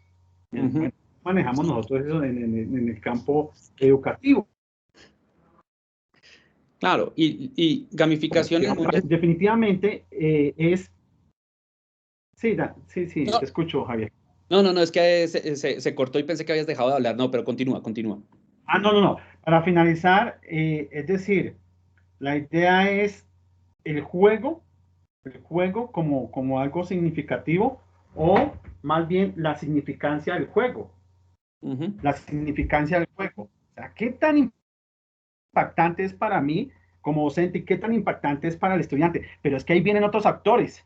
Cuando uno quizás hace una práctica o una clase empleando algo de gamificación, uno ve que se involucran los padres de familia. Uno ve que ahí están los padres de familia. Uno dice, oiga, bueno, hay otros actores, no solamente el estudiante, y ellos también ven cómo ese proceso de la significancia del juego para aprender ya cambia totalmente para terminar, y viene mi pregunta, el paradigma del juego, sí, no como antes lo veíamos, sino realmente aprender con el juego. Es eso. Y mi pregunta es, en este escenario que estamos viendo, bueno, sí, como que cada uno me la responde, ¿no? ¿Cómo está mi competencia de diseñador de gamificación para aplicarla en mi proceso educativo? Pues, es decir, yo sé que muchos colegas que quizás tienen una formación y una amplia experiencia, ¿no? Y la otra es cuando el estudiante le pregunta a uno, profe, ¿cuáles son sus juegos preferidos? Y yo qué le puedo decir, no, pues marcianitos. Yo jugué muchos marcianitos y tengo mucha habilidad para eso, ¿no? Pero cuando vienen otros mundos, otros héroes, otros escenarios, ¿qué tanto yo estoy preparado para compartir con ellos el juego para aprender? Gracias. Súper. Entonces, dos cosas importantes. La primera, es curioso que, y esto es muy curioso, y me pasa todo el tiempo, ¿no? Y es que la palabra juego se ha vuelto muy sinónimo de videojuego. Precisamente lo que decía la otra profe, decía esto solamente en videojuegos. ¿Sí? Yo soy diseñador de juegos de mesa, ¿sí? Principalmente. Cuando diseño juegos que no son educativos, cuando son juegos por ser juegos, yo diseño juegos de mesa, no juegos de video. He diseñado un par de juegos de video, pero no me parece tan chévere como diseñar juegos de mesa, ¿sí? Y los deportes son juegos, ¿no? El juego es un mundo mucho más amplio y eso, digamos que pensando en si un estudiante te dice qué juego juegas, pues, nada, juegos, seguramente has jugado fútbol, seguramente has jugado otro tipo de cosas, ¿no? No tiene que ser necesariamente videojuego. Los videojuegos enseñan muchísimo sobre el arte de hacer juegos porque gracias a los videojuegos es que empezó a haber la, digamos, sistematización del diseño de juegos. Pero esa sistematización del diseño de juegos, hoy, por ejemplo, de los lugares donde más se aplica efectivamente es en el juego de mesa. La cantidad de textos escritos de diseñadores de juegos sobre cómo diseñar buenos juegos de mesa en este momento está creciendo de manera absolutamente impresionante, ya no solamente para videojuegos. Y esto me lleva al segundo punto que para mí es clave, y es que el gamificador debe ser el que es capaz de entender cómo funciona un juego para después diseñar programas educativos o productos educativos o servicios educativos o lo que quiera diseñar, ¿sí? Pero no tiene que ser, primero, no tiene que ser un gran jugador, tiene que conocer las técnicas, entender por qué funcionan. Ojalá si juega mejor porque las puede ver en funcionamiento, pero no se trata de que el diseñador de juegos tenga que jugar juegos porque ahí viene la parte importante y es, si yo estoy pensando en diseñar juegos para clase, eso ya no es gamificación, es juego serio. En ese sentido, gamificación en educación es relativamente nuevo. El juego en clase no, el juego en aula estaba el Docker Ludens, creo que era que se llamaba, que era, eso fue Horacio cuando todavía se hablaba latín, ¿no? Horacio decía que Docker Ludens y era aprender jugando. Esto es de milenios atrás, ¿sí? O sea, que la idea de que el aprendizaje y el juego están conectados no es una idea nueva, claramente, pero la forma en que la venimos conectando históricamente es a través de crear juegos para clase. Y eso, digamos que funciona muy bien si uno es un buen diseñador de juegos, porque diseñar un juego completo es mucho más difícil que diseñar un sistema gamificado, ¿sí? Diseñar juegos es supremamente difícil, hacer buenos juegos. ¿Sí? Si uno no va a terminar copiándose de la escalera y el monopolio que ya conoce, sino que quiere diseñar un juego, eso es mucho más complejo, ¿sí?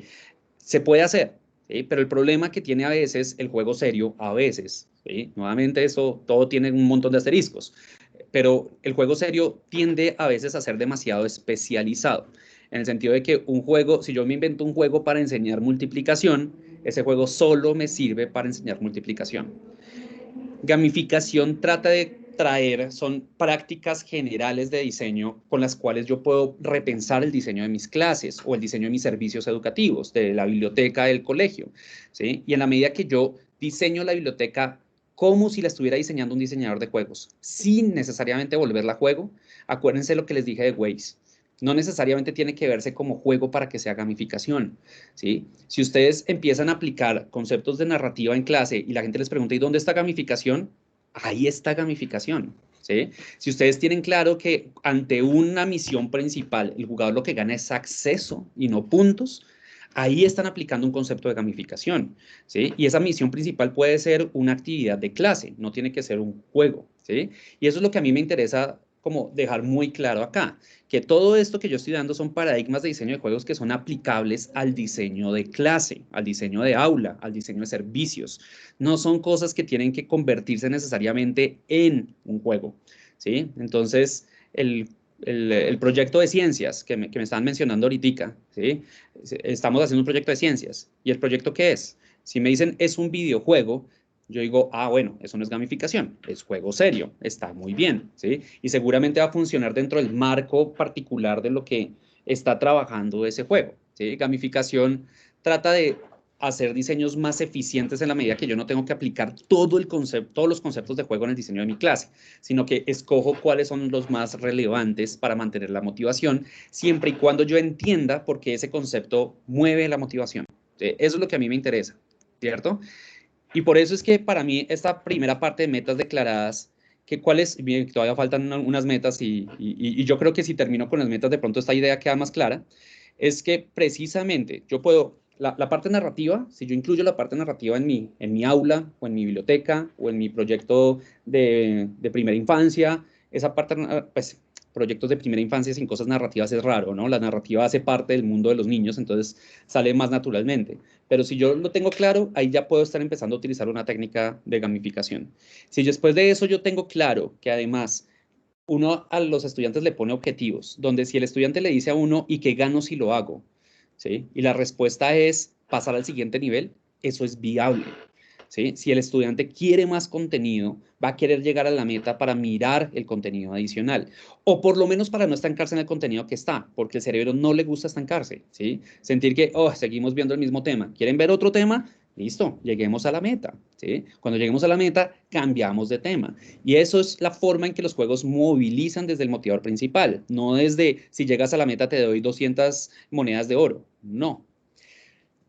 Y eso me lleva a las metas secundarias, que son las más importantes, profes, ¿sí? Porque esta es la parte que más se puede aplicar en contextos educativos y que puede cambiar completamente la forma en la que ustedes puedan empezar a mirar el diseño de sus, nuevamente, aulas o servicios, ¿sí? Clases o servicios. Y es que las misiones secundarias son aquellas misiones que son puramente opcionales, ¿sí?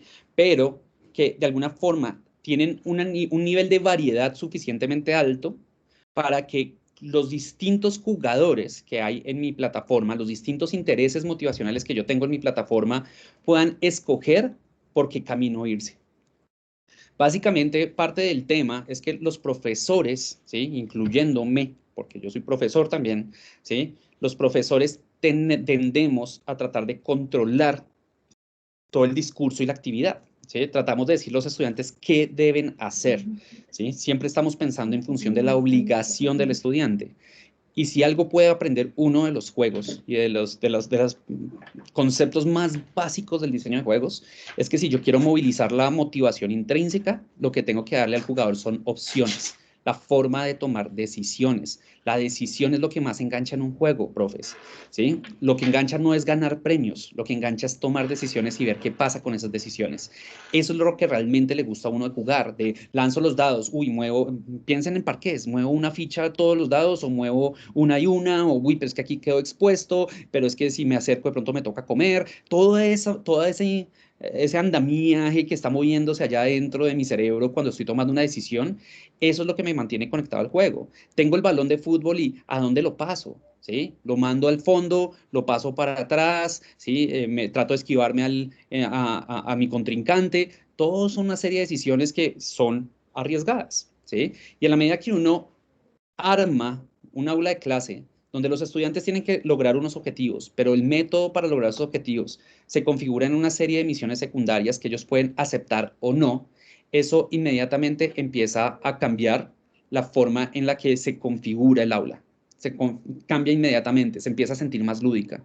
Y ahí, ante esas metas secundarias, ahí es donde ustedes pueden dar los métodos de enganche, de empoderamiento del juego, ¿sí? ¿Cuál es el poder que me gano? ¿Cuál es la información adicional que me estoy ganando? ¿Cuál es la ventaja por haber completado una misión secundaria? ¿Sí? ¿Qué es lo que me da adicional, que me ayuda a completar mis misiones principales y narrativas, pero que además me ayuda a gozarme más el juego? Esta parte es bien importante, es bien importante. Y eso les puede ayudar a ustedes a pensar en elementos que puede que tengan elementos conductuales nuevamente, porque muchas veces en esas misiones secundarias uno lo que gana ahí sí son monedas y medallas y cosas de estas, pero muchas veces va más allá de eso. Y además de eso están los objetivos no declarados, ¿sí? No declaradas, puse ahí. Decía metas no declaradas, lo pasé por objetivos, no cambien. Pero los objetivos no declarados, profe, son aquellos que de alguna manera el juego no le está diciendo de frente, tiene que hacer esto. ¿Sí? En las secundarias generalmente hay un signito de interrogación y entonces el personaje le dice, hey, mira, puedes ayudarme con esta cosa que no tiene nada que ver con la historia principal. Y entonces uno dice, bueno, está bien, me voy a ir a hacer esa otra cosa y pues lo principal puede esperar. ¿Sí? Eso se llama el side quest o es la misión secundaria o la campaña secundaria. Pero los juegos están construidos a través de muchas metas no declaradas. No declaradas es que ustedes no le dicen directamente al jugador que lo pueden hacer, pero los jugadores empiezan a descubrirlo y empiezan a desearlo. Y de estos hay tres tipos. Están las metas arbitrarias, que son aquellas que los jugadores deciden hacer por gusto propio, ¿sí? Que incluso son difíciles, que incluso muchas veces los mismos jugadores son las que lo descubren, el diseñador de juegos ni pensó en eso, ¿sí? Pero son metas que el mismo jugador se pone ante el sistema lúdico, él mismo quiere, ¿sí? Él mismo se las pone. Y uno para diseñar metas arbitrarias tiene que abrir posibilidades, que hayan caminos de estrategia, que hayan reglas que de pronto los jugadores descubran cómo jugárselas de una manera distinta. ¿Sí? Estas no son tan fáciles de diseñar, pero es bueno estar pendiente de ellas, porque cuando uno descubre metas arbitrarias en sus jugadores, uno puede potenciar esas metas en el diseño.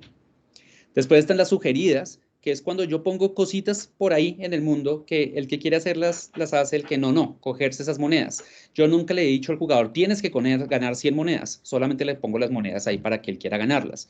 ¿Para qué sirven esas monedas? Para ganar vidas. ¿Quiere ganarse esas vidas? Hágalo. Yo le estoy sugiriendo que lo haga, pero no lo estoy obligando a hacerlo. Entonces piense que entra dentro de esta noción otra vez de metas secundarias. Y están las empujadas. Las empujadas son como las sugeridas, pero son un poquito más prevalentes, son más de economía conductual.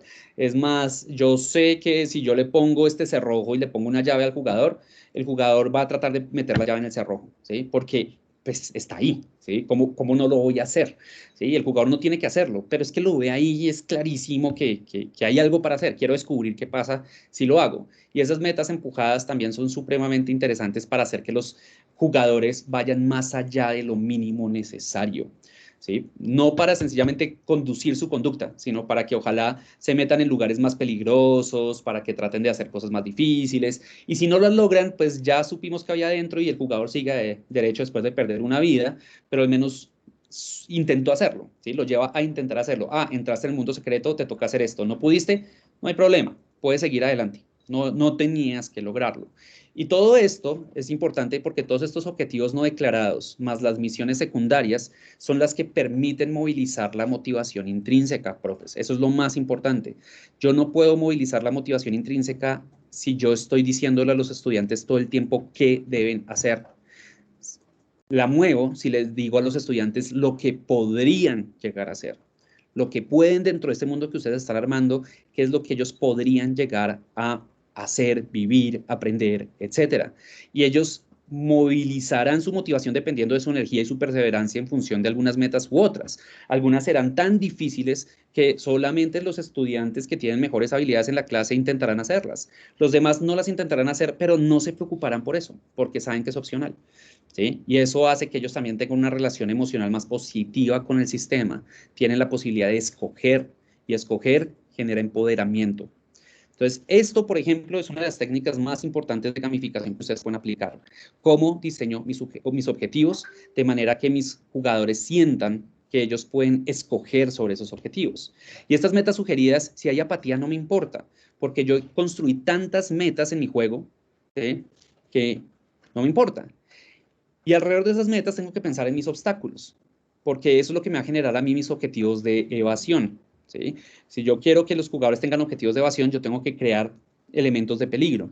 Y a mí me encanta esta imagen porque alguien se puso, estos tier makers se pusieron a clasificar los monstruos de Mario en función de los más letales a los que casi no hacen nada malo, ¿sí? Y tienen todos estos tiers y todas estas cosas, porque de alguna manera los obstáculos están construidos a través de niveles de dificultad. Y en la medida que yo pongo esos obstáculos a mis estudiantes, ¿sí?, los obstáculos que ellos decidan tratar también de resolver, ¿sí?, eso los va a llevar a esforzarse más por algunas cosas o esforzarse menos dependiendo del tipo de obstáculo que escojan. Pero el obstáculo es una forma de complementar la noción de meta, porque el obstáculo es una meta de evasión. Es, yo no quiero que Mario se muera, yo no quiero que algo malo pase. Y entonces, por no querer que sea algo malo pase, puede ser la misma narrativa. Yo no quiero que ese personaje se muera, entonces nada, venga, estudiemos y tratemos de sacar esto adelante. O, ¿sí?, o venga, no dejemos de ir al club de lectura de la biblioteca, porque si no vamos, entonces empiezan a pasar cosas terribles en el mundo ficticio en el que ya venimos trabajando tanto tiempo. Entonces, todo esto empieza a movilizar fuertemente la motivación. Eso es lo que la moviliza. No la recompensa extrínseca, el hecho de que internamente esas metas están diseñadas alrededor de lo que el mismo juego está proponiendo, ¿sí? Si hay que salvar a la princesa, todo esto hace parte de tratar de salvar a la princesa. Y entonces, una de las preguntas que quiero que se hagan, profes, ¿sí?, para que piensen en general en sus sistemas de gamificación, no es tanto en qué le estoy dando al jugador, es qué tantos objetivos estoy diseñando yo para mi jugador. Y si ustedes se ponen a mirar en términos de metas, ¿sí?, ¿cuántas metas hay por minuto en un juego? ¿Sí? ¿Cuántas metas le están proponiendo al jugador en un minuto de juego? Ustedes se van a dar cuenta que es impresionante la cantidad de metas, ¿sí? Entonces, esas moneditas de abajo las filtró, se esquivó ese bicho. Los otros está tratando de matarlos, entonces está tratando de dispararles, pero no le está pegando, entonces sigue derecho, ¿sí? Pero a veces le pegó, se ganó 200 puntos. Pero él tiene la meta de tratar de pegarle a los enemigos. No siempre la logra, pero no importa, ¿sí?, porque son metas opcionales. Si no la logra, pues sigue derecho, se lo esquivó. Lo que no puede hacer es tocar el enemigo, ¿sí? Y entonces cada segundo están apareciendo nuevos obstáculos, nuevas metas, nuevas cosas que el jugador puede desear hacer o desear evitar. Y eso es lo que mantiene en un videojuego particularmente a los jugadores altísimamente enganchados. Entonces están recibiendo retroalimentación de manera muy rápida porque con cada meta ellos saben qué está pasando. Ah, cogí las 3 monedas, bien, las 3 de abajo no me las esquivo, ¿sí? Eso es fundamental en la psicología del jugador. Y entendiendo esto, ¿sí?, pensando en que tenemos 20 minutos para dar una explicación final sobre alguna técnica adicional de gamificación, porque la primera para mí era clave y es el tema de motivación y construcción de metas. Eso es parte de lo que quiero que se lleven de acá, cómo diseño las metas de mis jugadores. Lo otro, esto me lo va a saltar, ¿sí? Ah, bueno, aquí hay una cosa importante, y es que una meta, ¿sí?, una meta se construye desde los sistemas de retroalimentación del juego. O sea, la retroalimentación que da el juego está diseñado en función de las metas. Y por eso es tan importante ver efectivamente cómo cada sistema de retroalimentación está cargado de potenciales activadores de esos sistemas emocionales del cerebro, ¿sí? Saqué 5 estrellas, bien, ¿sí? Ahí hay un potencial emocional. Si saqué solo una, uy, quiero más, ¿sí? Eso es otro potencial emocional, pero es porque yo le estoy dando información al jugador. Lo más importante en un juego es la información que yo doy. no los puntos en sí mismos. Los puntos pueden tener un efecto. Aquí, por ejemplo, en este empoderamiento, si yo gano puntos y subo niveles, entonces me voy volviendo más poderoso y gano más puntos de vida y entonces subo mis TPs ¿sí? Y todo eso efectivamente se me convierte en una meta. Quiero empoderar a mi personaje y para eso tengo que conseguir los puntos para poderlo empoderar, ¿sí? Pero lo importante es que yo tenga la información para saber efectivamente si el esfuerzo que estoy haciendo por empoderar a mi personaje lo está valiendo la pena.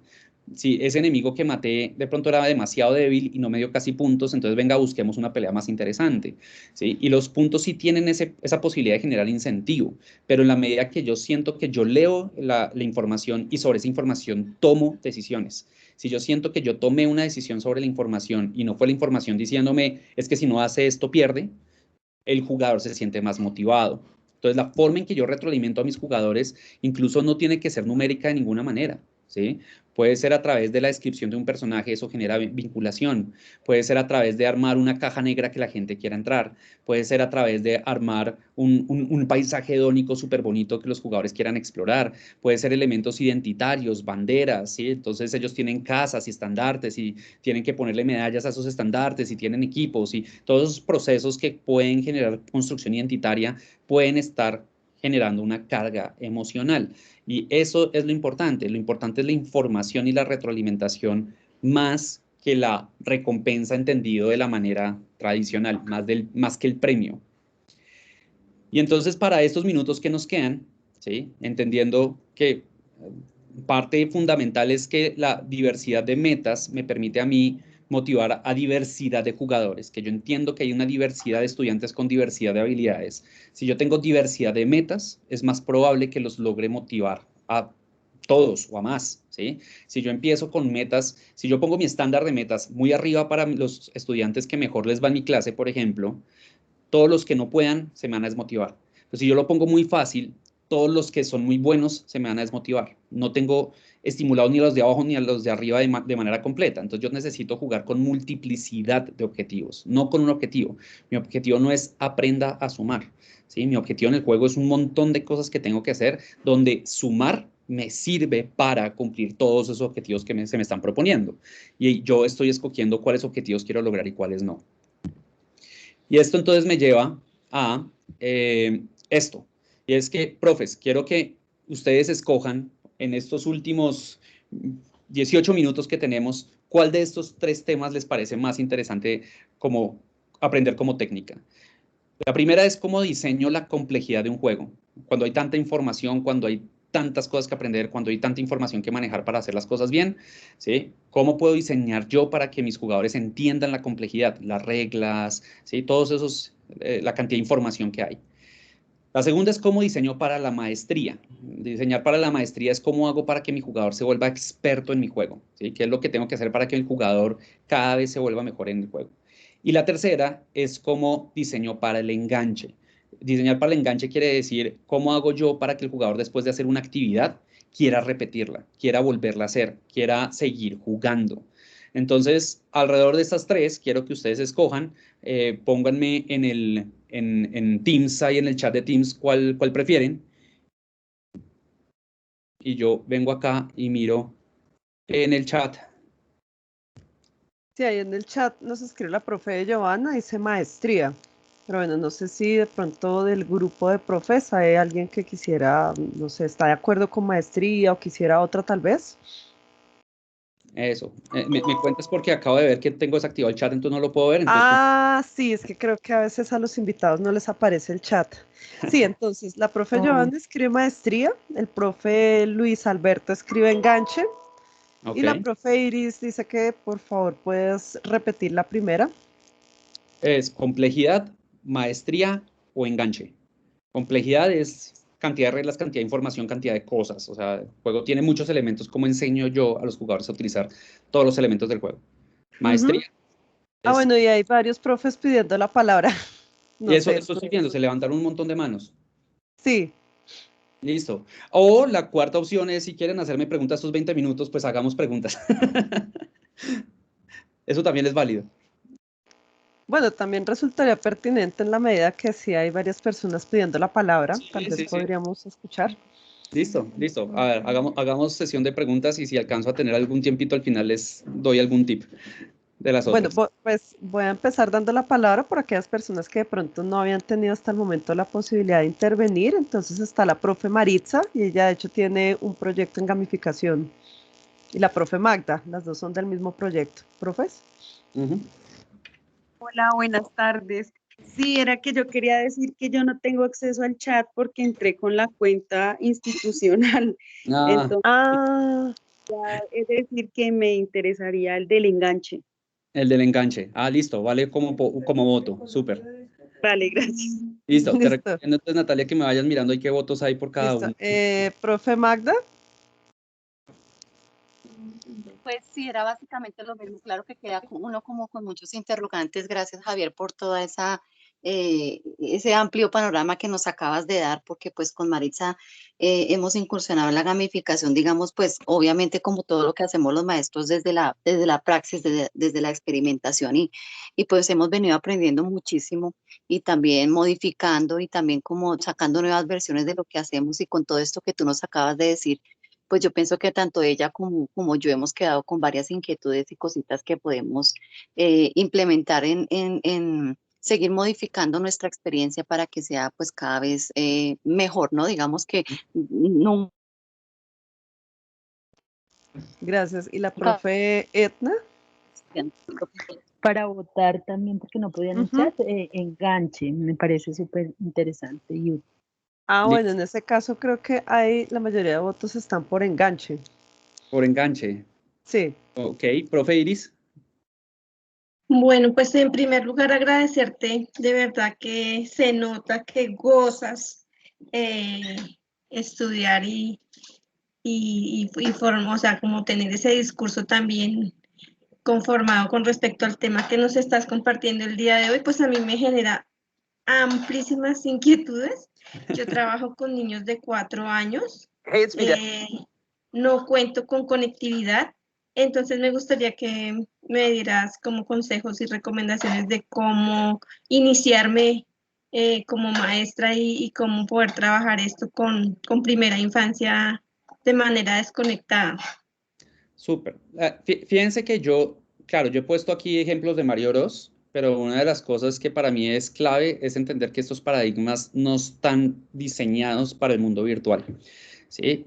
¿Qué es lo que me interesa? O sea, si tú no estás conectada, trabajas con niños de primera infancia, ¿estás hablándome de 4 años o de cuarto de primaria? Es que no me acuerdo qué fue lo que me dijiste. 4 años de edad. 4 años, listo. Con los niños de 4 años de edad tú puedes hacer cosas muy similares, ¿sí? ¿Por qué? Porque de todas formas, de hecho, los niños como tienen tanta energía, ¿sí? La posibilidad de tener múltiples objetivos los mantiene a ellos buscando. Ellos son súper exploradores. En primera infancia no es tan importante, por ejemplo, las condiciones de victoria. De hecho, a veces incluso es mejor tratar de evitar cosas que sean muy competitivas, a menos de que estés dispuesta a manejar la frustración de los niños. Y eso no está mal, o sea, de hecho es bueno que ellos aprendan a manejar esa frustración, pero en general los niños tienden a jugar juegos desestructurados, que lo que quiere decir es que el juego se va creando por el camino, y esos juegos tienden a ser mucho más narrativos, ¿sí? Entonces, ¿qué recomendaciones te daría yo, digamos, directamente para primera infancia? No aplica tanto el tema de gamificación en el sentido de juego estructurado, de tener una serie de reglas hiper claras con un montón de cosas que ya están prediseñadas. Para niños de esta edad, tu habilidad de improvisación a veces es más importante, ¿sí? Pero sí dejar claro que como docente tú eres la que guías el juego, ¿sí? Que tú eres la que los llevas a ellos a esos mundos extraños. Por ejemplo, mira cómo funcionan los juegos de rol y piensa en versiones para niños más pequeños, donde los pones a tomar ciertas decisiones y eso mueve la historia adelante.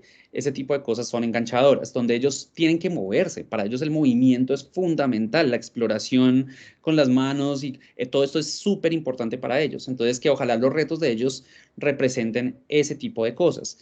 En niños de 4 años yo no estoy seguro qué tipo de temas están trabajando, pero creo que niños de 4 años todavía no están viendo materias tan estructuradas, ¿o sí? No, nosotros trabajamos por ejes de desarrollo, ya has mencionado ahí pues el movimiento, la expresión, el pensamiento lógico. Sí, señor, pero así materias ya disciplinares todavía no. Súper.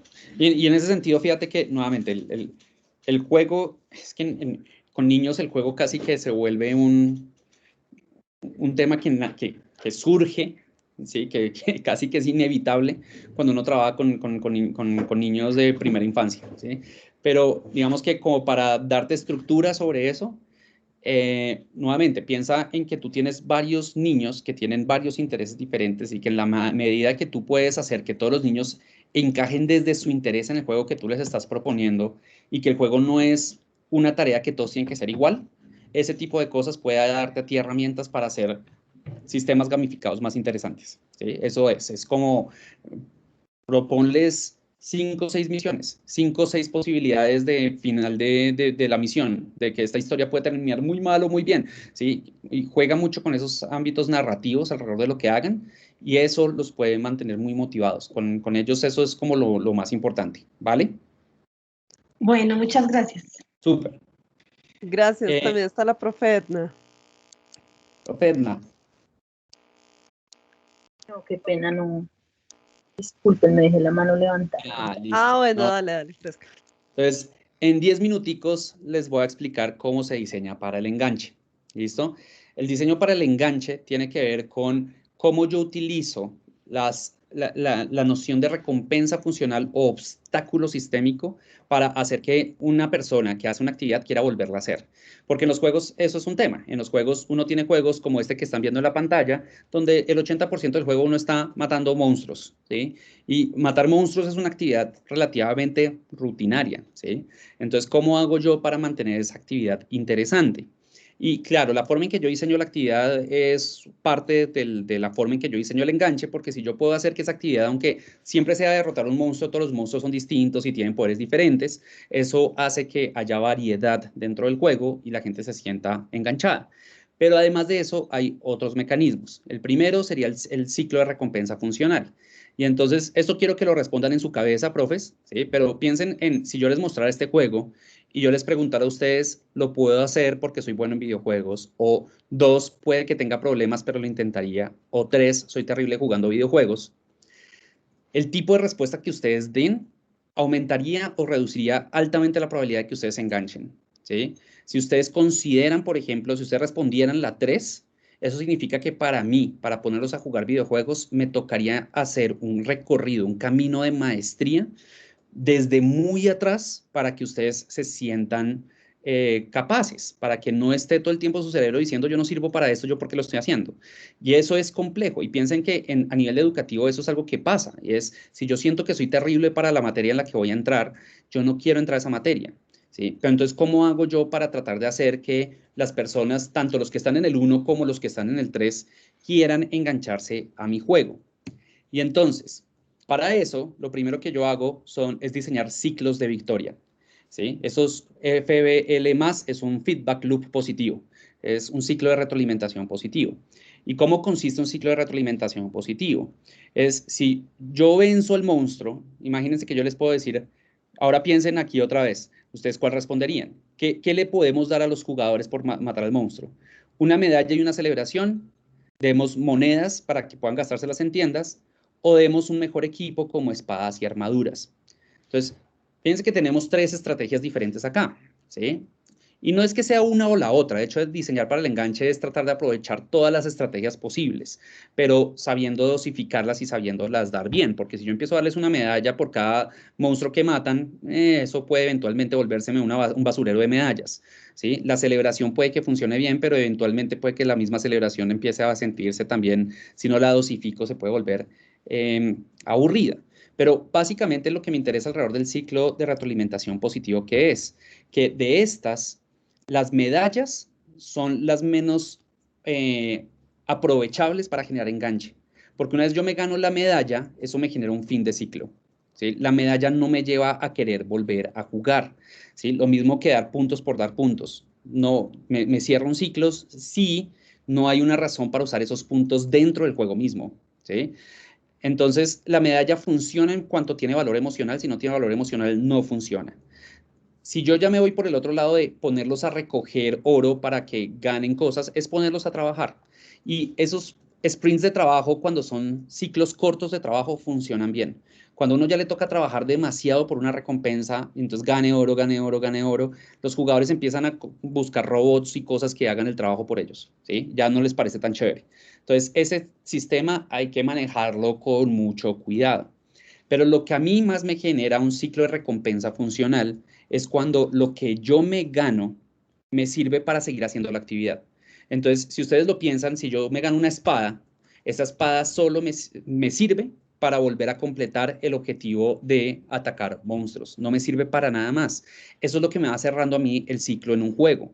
La razón por la que un jugador juega tantas horas seguidas es porque cada vez que se gana algo, es algo que sirve dentro del juego y entonces quiere ponerlo a prueba, quiere experimentar con él, quiere aprender a utilizarlo, porque además, si uno aprende uno gana una nueva habilidad, pero la nueva habilidad hay que aprender a utilizarla. Entonces, el jugador ahora tiene horas divirtiéndose, tratando de entender la nueva habilidad, haciendo la misma actividad. Entonces, la actividad no ha cambiado, pero ahora las condiciones para hacer esa actividad sí cambió. Pero al mismo tiempo, ¿qué pasa? Que yo tengo que pensar qué pasa también cuando ganan en función de la dificultad del juego. ¿Sí? Entonces, ¿yo qué puedo hacer? Si mis jugadores ganan, otra vez piensen en su cabeza. Yo puedo diseñar que aparezcan más enemigos la próxima vez, que aparezcan enemigos más fuertes o que los poderes nuevos que gane el jugador ahora consumen más magia. Si se dan cuenta, parte de lo que hacen los diseñadores de juegos es que no solamente premian al jugador que gana, también lo están castigando. ¿Sí? Y ese castigo no se siente como un castigo, porque si yo fui bueno en el juego, yo estoy dispuesto a aumentar el nivel de dificultad al que me quiero exponer, ¿sí? Y entonces, al aumentar el nivel de dificultad, eso genera un ciclo de retroalimentación negativo, porque me vuelve más difícil seguir avanzando en el juego, ¿sí? Entre más avanzo, más difícil seguir avanzando. Tengo que aprender más habilidades para poder seguir avanzando. Y lo interesante de estos ciclos de retroalimentación negativo es que muchas veces uno se da la dificultad por cantidad. Piensen en la clase de matemáticas donde resolvió un ejercicio, listo, ahora haga 4. Y la dificultad por cantidad no es divertida, no es interesante. Es más divertido cuando yo genero dificultad por diferencia, con las mismas reglas de juego, ¿qué otros problemas puedo poner que se deban resolver de otras maneras? Y entonces ya no es el mismo enemigo chiquito, sino que ahora es un enemigo gigante que tiene otras formas de atacar y otras cosas, entonces ahora tengo que pensar diferente. Eso crea novedad sobre el mismo ejercicio, ¿sí? Hacer que las mismas reglas me permitan resolver problemas diferentes. Y está la dificultad sistémica, el hecho de que yo necesito nuevas estrategias. Si cada vez que subo nivel mis poderes se vuelven más costosos, entonces cada vez puedo utilizar menos esos poderes. Y eso me obliga a pensar estrategias diferentes. Les quito cosas, les quito poderes, les quito habilidades, les quito, no solamente les doy, también les quito o les dificulto el uso de esas habilidades para que ellos, si tenían una habilidad que les hacía superar el ejercicio, la actividad, la meta muy fácilmente, ahora ya no lo pueden hacer tan fácil, porque ahora ya no tienen esa estrategia, les toca buscar otras formas de hacerlo. Y al recibir esa dificultad, el jugador se vuelve y se engancha con la actividad, porque como ya la logró una vez, pues quiere ver si puede lograrla de nuevo, ¿sí? Y eso va generando ciclos de enganche. Cada vez que yo mato un monstruo, me gano algo que me vuelve más poderoso y pierdo cosas que me van desempoderando o me aumentan la dificultad y eso me va desempoderando. Pero, y aquí es donde está lo más importante de esta parte, ¿sí? Y es, yo no solo debo pensar en qué pasa cuando mi jugador es victorioso, cuando resuelve bien el ejercicio. Yo tengo como diseñador de juegos que pensar incluso aún más en el ciclo de derrota. ¿Qué pasa cuando mi jugador falla? Cuando pierde, cuando no lo logra, cuando entrega la pregunta mal hecha, ¿sí? Cuando el recorte quedó sucio, cuando lo que quieran, ¿sí? Y entonces, nuevamente, vamos a empezar por la idea, vamos a empezar por el ciclo de retroalimentación negativo, porque normalmente nosotros pensamos cuando alguien se equivoca, debemos castigarlos. Y hasta cierto punto, el juego efectivamente pone algo en juego. ¿Se acuerdan lo que les dije de los stakes? Hay algo en juego, pero ese algo en juego no puede ser castigador. Y entonces yo podría, por ejemplo, pensar en estos. Perdí contra el monstruo. ¿Qué pasa? Reinicio el nivel con menos vidas. 2, reinicio el juego desde el principio porque me morí completamente. O 3, pierdo monedas o equipo, ¿sí? Pierdo algunas monedas y algún equipo. Y si ustedes piensan alrededor de esas 3 condiciones de derrota, de qué pasa cuando pierdo, resulta que aunque todas son condiciones de derrota, unas se sienten castigadoras, otras no. ¿Sí? La primera, reiniciar el nivel, puede ser una penalización pequeña, pero si yo siento una ganancia en conocimiento, vale la pena hacerlo, porque cada vez que repito el nivel, cada vez me vuelvo mejor. La segunda, en cambio, es súper castigadora, y los juegos que utilizan esa noción del permadeath, que es como la muerte permanente, son muy poquitos porque son solamente para jugadores muy de nicho. En general, la gente odia sentirse tan castigada. Y la tercera es pensar efectivamente en la creación de consecuencias, y es, si yo tengo miedo de perder mis monedas, eso hace que yo me esfuerce más por evitar perder, y eso es importante. En un juego yo quiero que los jugadores piensen que el esfuerzo que representaría perder es mayor al esfuerzo que representa intentar ganar, ¿sí? Que perder me implicar esforzarme más, pero nuevamente sin ser súper castigador. Y ahí es donde yo puedo pensar en cómo trato de hacer que un jugador sienta que perder no es bueno. Pero vamos a también pensar en el ciclo de retroalimentación positivo, porque uno siempre piensa en el castigo, pero no piensa en lo bueno. Y lo importante es que un jugador cuando pierde, yo quiero que no se desmotive, quiero que siga enganchado.